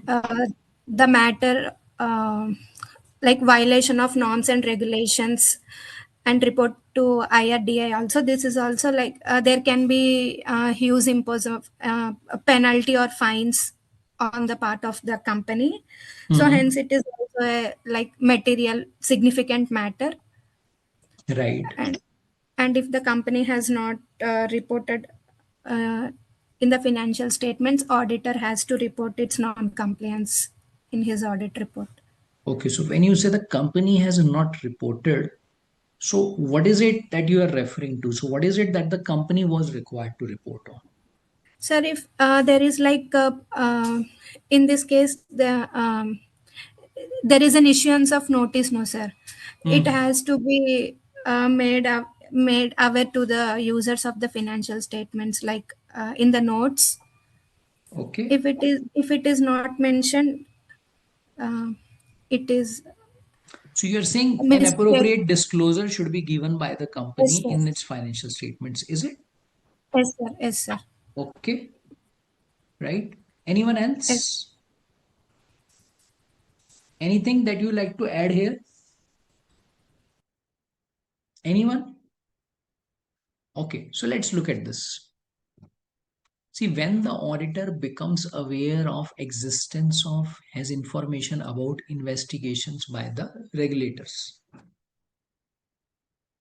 So clearly it shows there's an indication of non-compliance with laws and regulations. Yeah, no doubt. Yeah. So it's an indication.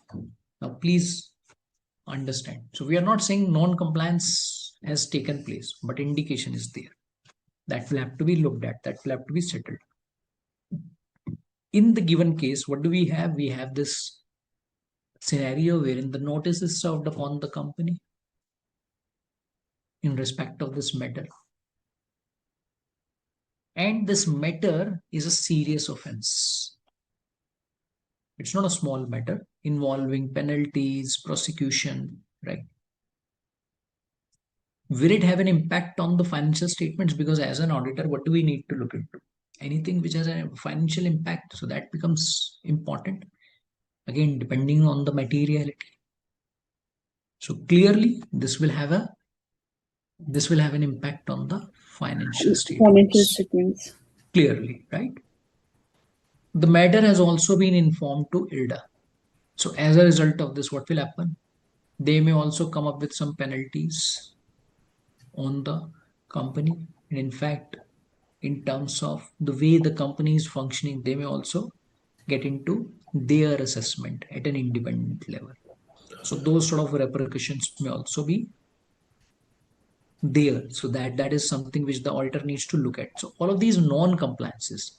See, the idea is what impact of these non-compliances as to what is that, who is going to now look into it? Management, but the auditor is also required to take care of that, whether the management has done that or not. If not done, then it may have some reporting implications, right? So the auditor shall obtain an understanding of the nature of the act and circumstances in which it has occurred. Further information to evaluate possible effect on the financial statements. If there is a non-compliance which auditor suspects, auditor shall discuss the matter with the management. No doubt, that's the first thing.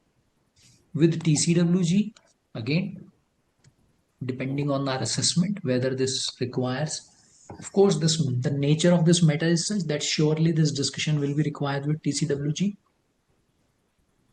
Okay. If let's suppose they provide appropriate responses, auditor will have to evaluate its reporting implications as well. Right? Next. CA Vallabh Sundar is auditor of a leading private sector bank. Now in bank, what do you have? This IT systems, very sophisticated. IT systems and controls is under his consideration to be reported as CAM. In the audit report of the bank, due to high level of automation and complexity of the IT architecture and its impact on the financial reporting system. Okay, at what time he should communicate such identified CAM? What are the relevant considerations in this regard and their usefulness? Tell me, over to you.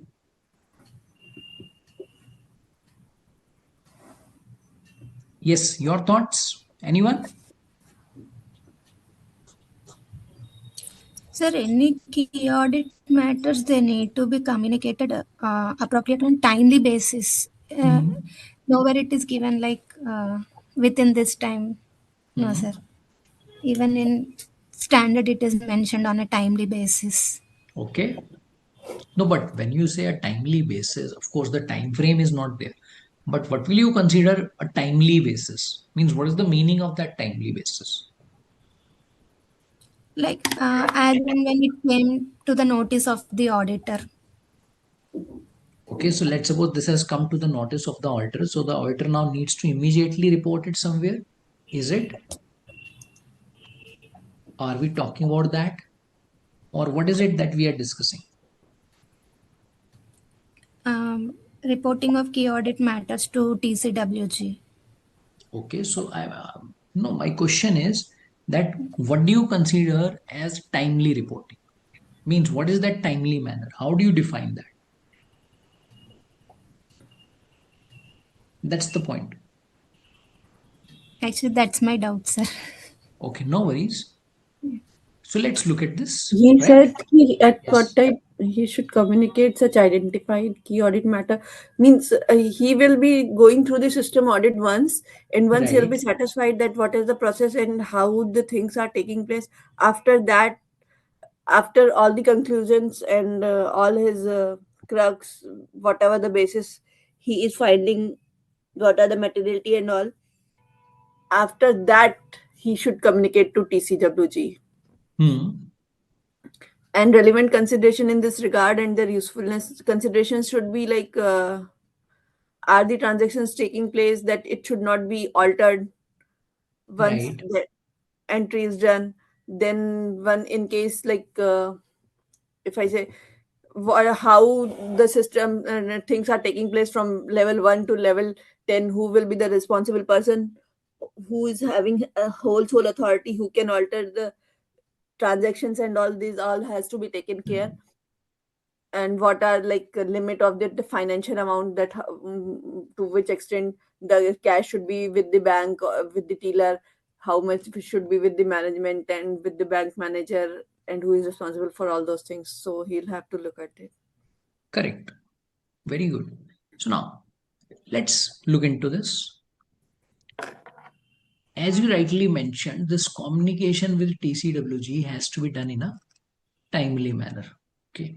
Now, what do you mean by that? Means what is it that we will do? So can we say timely basis in due course of time? Is it same thing or different thing? If I say is the due course of time during completion of audit, See, it's not about rephrasing or rewording that, but that doesn't help. Idea is to understand what do you mean by that. So that is what we are trying to achieve.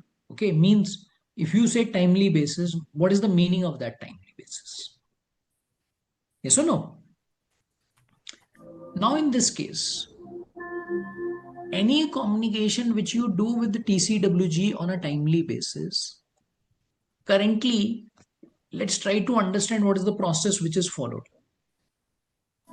so Recording stopped.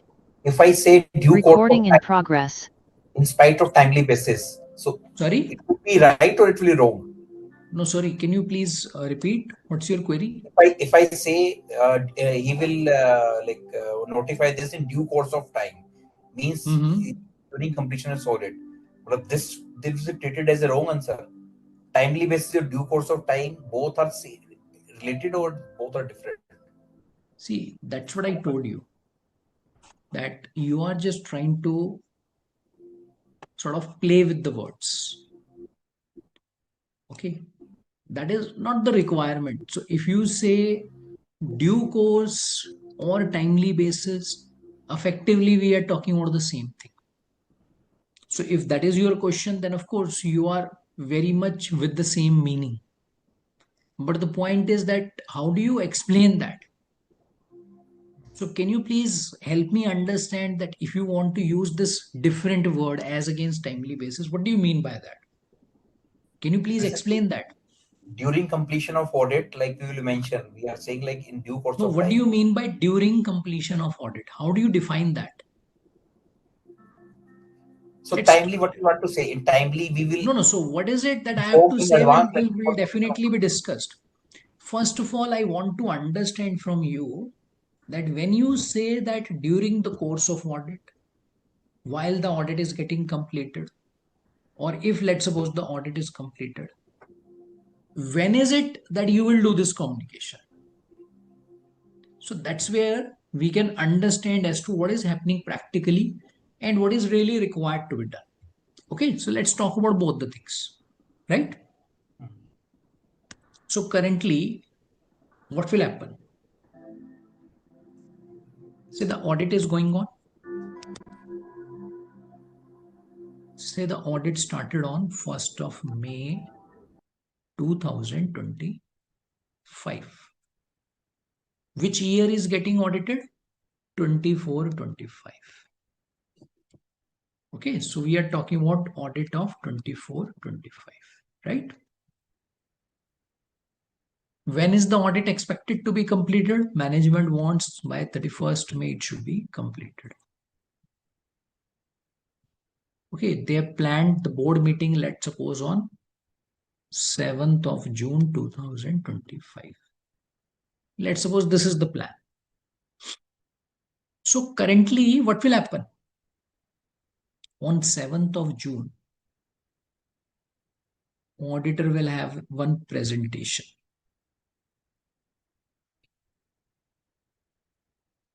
to audit committee, wherein he will talk about some of these requirements which are specified under the auditing standard. Can we say that's a timely communication? No, now I got your point. See, now we are saying if first within a month period, if he timely basis will say some corrective action will happen, like he will give some feedback also, so that he is well aware, like what are the things has to be corrected. Can we say in this level? See, that is the ideal way of looking into the standard. If you get into the spirit, that's what this standard requires an auditor and TCWG to follow. Now, please understand, following this standard is the responsibility of the auditor only. Is that the case? Answer is no. It's meant for two parties. What are those?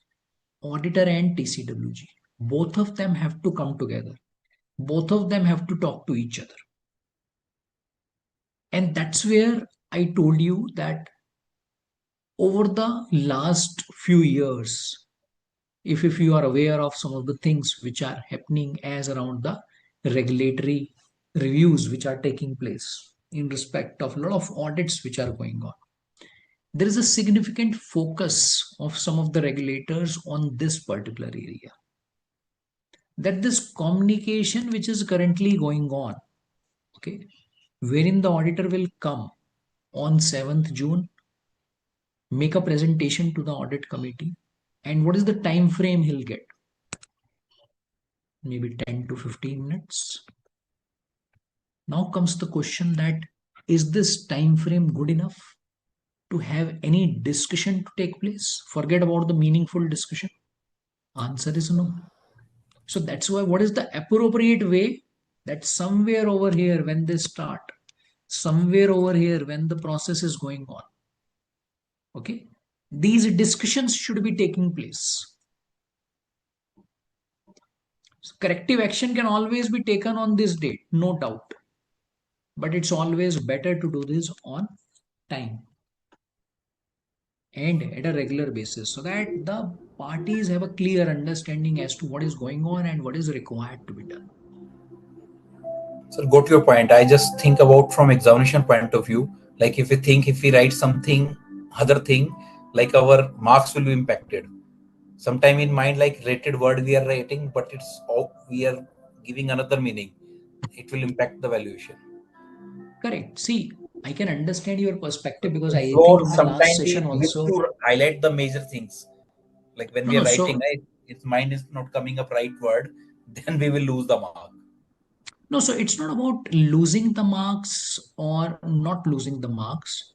It's about providing or you can say, giving the right message. So you are able to give the right message when you have the clarity around the concept. Yes or no? Recording in progress. So that's why once you have this clarity around the concept, automatically you will start using the right sort of questions, right sort of wordings to be used at appropriate places. Okay, I remember you had this discussion in the previous session also that some of the keywords. Now, just to help you understand on that point, let's suppose we are talking about income tax and we start using the term financial year. So nobody understands that. Why? Because over there, either it is previous year or assessment year. Yes or no? Right? Clear? Yes. Right. So now let's continue our discussion on this particular situation. So we were talking about this bank wherein we had this IT systems and controls in terms of the key audit matter. Now, this auditor may communicate preliminary views about CAM when discussing the planned scope and timing of the audit, and may further discuss such matters when communicating about audit findings. So what does it indicate? Two level of communications. Ideally, that is what should be done. But practically, what do? Everything is put down in the presentation and that is communicated on the last day. Doing so may help to alleviate the practical challenges of attempting to have a robust two-way dialogue about CAM. Because what is the objective? That two parties should sit together, they should understand, they should discuss, any of the key requirements should be appropriately addressed. Communication with TCWG enables them to be made aware of CAM and provides them with opportunity to obtain further clarification. So the auditor will also get a lot of clarity, because many a times what may happen is the right set of information is not available with the management.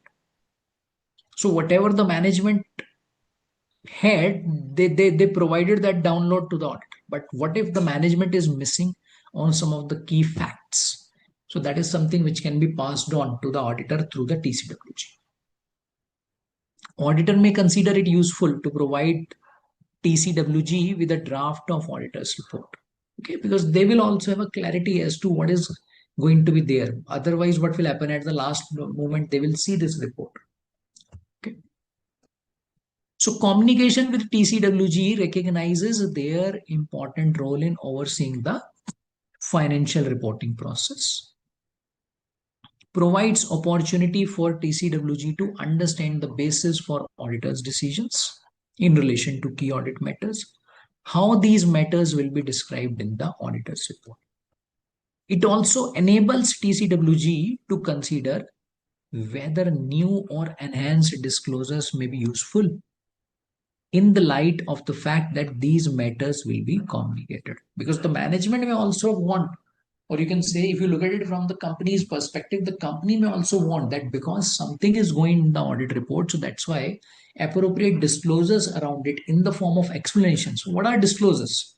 Explanations by the management should be there in the financial statements, because that will help the stakeholders. That will provide the clarity to the stakeholders who are going to rely upon such set of financial statements. Okay. Everyone clear? Any questions so far?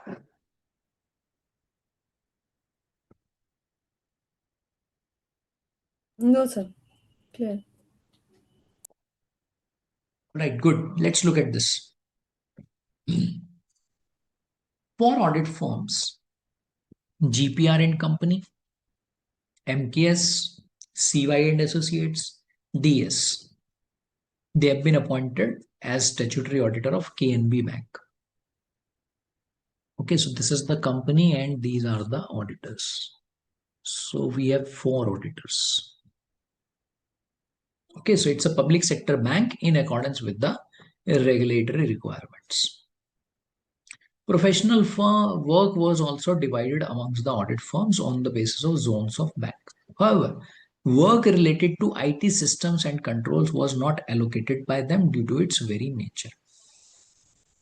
While planning for the above common work area, it was decided to test IT general controls, application controls, IT dependent manual controls. Planned key audit procedures relating to this common area also included testing, design, and operating effectiveness of controls over computer operations, including backup, batch processing, data center security. Actual audit procedures pertaining to testing controls over batch processing were performed by a team of DS and Associates. In case work in relation to the above audit procedures is not performed professionally by DS and Associates, discuss where the responsibility for such lapses would lie. Over to you. What do you think? Tell me quickly. Sir, here DES and Associates is solely responsible, sir. And why so? Because even if it comes to common audit area, like which is not divided among the auditors, they're responsible only to the extent of appropriateness, sir. Like appropriateness regarding the nature, timing, and application of audit procedures. But here the real application is with respect to DES and Associates. They are solely responsible for any lapses in their work. Right.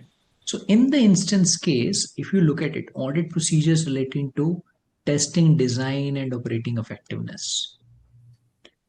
Okay, in relation to what? Backup, batch processing, they have been performed jointly as a common area. So that's been the common area. However, when it comes to testing controls over batch processing, were actually performed by a team of DS, although these were planned jointly. In case of any lapses in performing such procedures, who will be responsible? DS. Next, A, B, and C are joint auditors. Again, we have a situation of joint auditor. B is of the opinion that there are material misstatements which, if accounted for, would turn profit reflected in the financial statements for 25 crore to. So they are saying there's a significant material misstatement. Okay. He therefore wants an adverse opinion. So he is saying adverse because the profit of 25 moves to a loss of 5. Right? So he's saying it's sort of pervasive. However, A and B have a different view, and they are saying what the management has done is appropriate. Now, in this case, what is the right course of action? Is B required to go by the majority? So should we say that majority will prevail? Tell me. No, sir. In joint audit, there is no such requirement. Even if one joint auditor does not agree with the remaining joint auditors, he can issue separate audit reports, sir, by Okay. cross-referencing to the other reports issued by other So joint. you mean to say that majority will prevail is not the concept, correct? Yes. Yes. Very good. So now, where the joint auditors are in disagreement, they shall express their opinion in separate audit reports. Joint auditor is not bound by majority. That's not the requirement. Therefore, in the given situation, B will not go by what A and C are requiring B to do. B will go by independent assessment of B. Of course, that has to be logical, no doubt. Audit report issued by joint auditors shall make a reference to separate audit report. Further, separate audit report should also make a reference to audit report issued by joint auditors. Why? Because the stakeholders should be able to look at it. Clear? Next. Sir, one question about. Yes. So, in case of joint audit, like if other are not respecting the audit findings, like based on standard, other two people are not in professional misconduct. See, it's not about whether there's a professional misconduct or not, because we don't know out of these three who is right, who is wrong. Yes or no? Yeah. So if let's suppose one will say that A and B, in the given case, if let's suppose we say A and C, it has to be C. Huh? So I think it should be C. Let's suppose A and C have not done their job in an appropriate manner. Means diligence is missing. They have not followed the right set of procedures. Then no doubt it's a professional misconduct. So therein you'll have to look at the requirements of professional misconduct. But please also understand the fact that when two persons or more than two persons are involved, they can always have a different view. They can always have a different judgment, and there can be valid reasons for doing that. I'm not saying that in the given situation that sort of situation will always apply. No. But I'm saying that to say that joint auditors will always have a common view, or if they do not have a common view, somebody is making a mistake, may not be appropriate. And for Understood? accept management's version, what you want to say? Management is like about to rectify here. What is the question here? Like management is agree like 5 crore. It should be actually. I So just want to it's not understand. about management. So it's like that what B is pointing out, that's not what C and A are pointing out. That's the thing. Okay. But here, what you want to say? Inclined to accept management's version. Management is Management's accepting. version means the financial statements which the management has prepared. So that is showing a profit of 25 crore. Okay. A and C are saying that this financial statement is completely all right. We Okay. are okay with this. B says no, I'm not okay with this. There is a misstatement amounting to 30 crore. So if you adjust that, this profit will change to 5 crore. Understood? Clear on Okay. this now? Got it. Got it. Yeah? Thank you. Sure. So let's look at the next one. CA Shelly Goyal is offered appointment as auditor of Root Limited. It's a listed company. Audit committee of the company wants her to justify independence. Now, a very important area, independence, in relation to the company through proper communication. Although she has ensured there are no threats to her independence, she feels requirement of audit committee to be beyond its purview. What do you think? Over to you. Do you think audit committee is fair in terms of asking CA Shelley to do this? No, sir. In case of listed companies, it is audit committee's responsibility to look into the independence of the auditor. Right, So here, CA Shelley Goyal has to give a statement that she satisfies the requirement of independence. Not only like every member in the firm or engagement team is also bound by the requirement of independence. right. So, what do you think that CA Shelley Goyal, what she's thinking, is that appropriate? Or you think no, No, what the audit committee has been asking for is fair? So it's fair on their part to have this requirement. yes, sir. Audit committee is fair. So that's fair, huh? Anyone Yes. else who will like to add to this or maybe having different thoughts on this?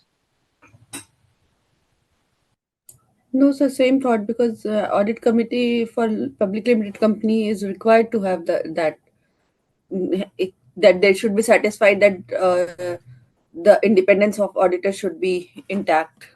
It should Right. not be affected.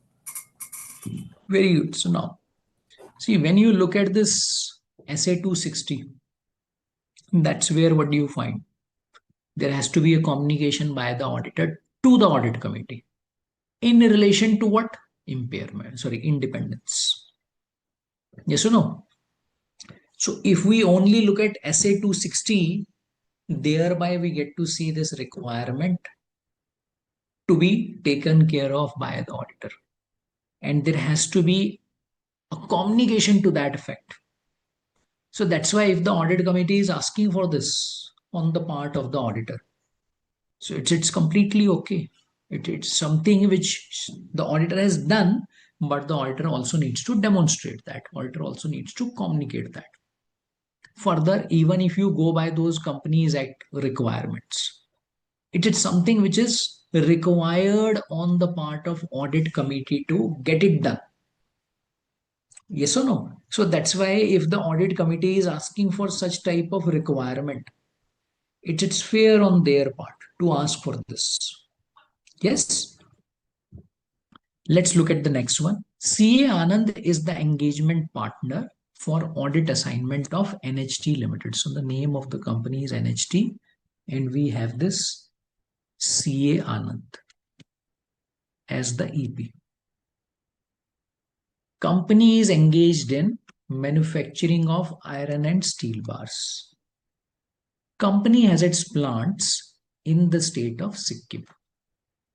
While verifying the wages record of the company, CA Anand found that maximum of the labor employed in the plants of the company was child labor. Okay.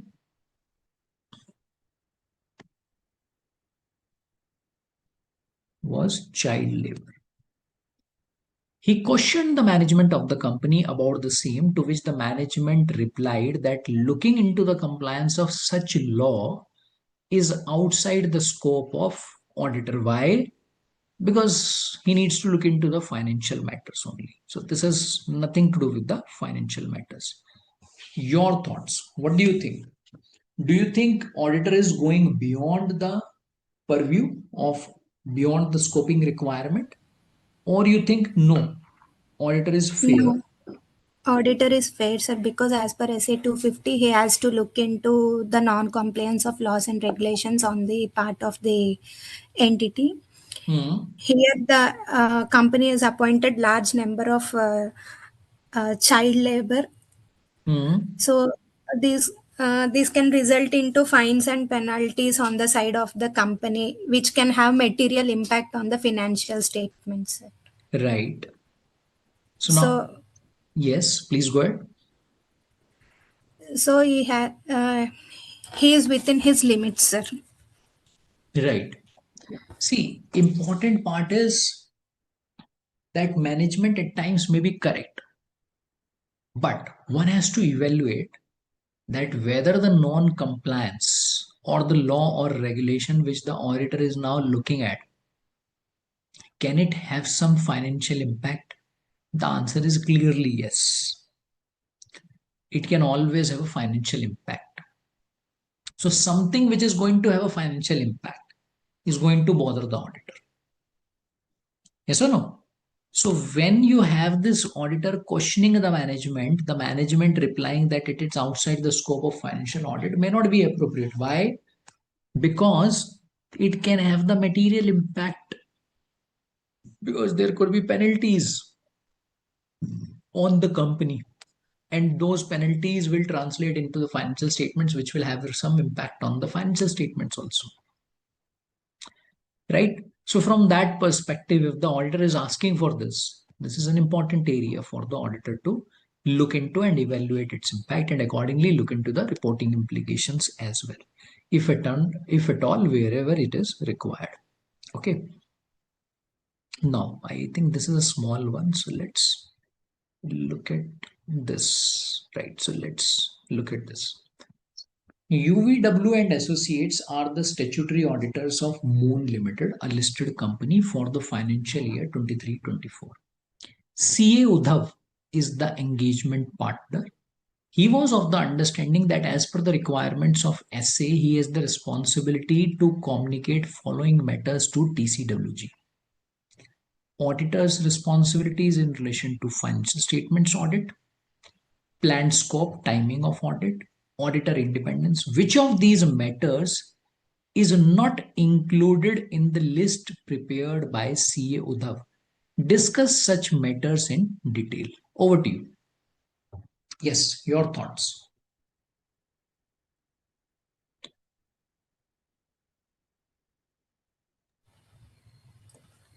Sir, in case if there are any significant matters, Right.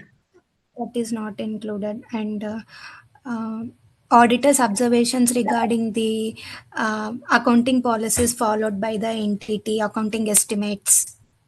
Correct. So And there in are a lot case, of factors. Sorry, yes, there are a lot of requirements we talked about. Yeah, so one, of course, is about some of the key matters.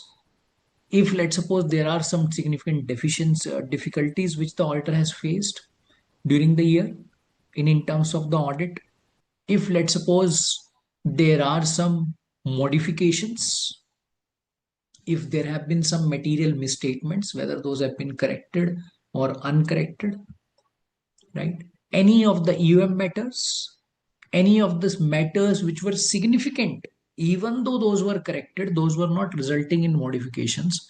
All of these are what? All of these are important communications to be made by the auditor to the TCWG. Yeah. So some of these requirements, in addition to what the auditor has planned, also need to be considered by him. Clear? All right. So with this, we can just conclude our discussion for today. But any questions, any doubts that you may have, let's discuss that first and then we'll wrap up. Huh? Over to you. Any questions? Anyone?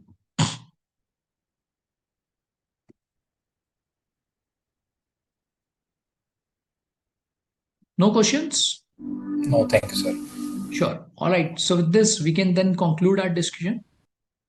So thanks everyone once again for your time today and for this wonderful participation. Thanks so much. Thank you, sir. Thanks. Thank you, sir. Thank you. Yes.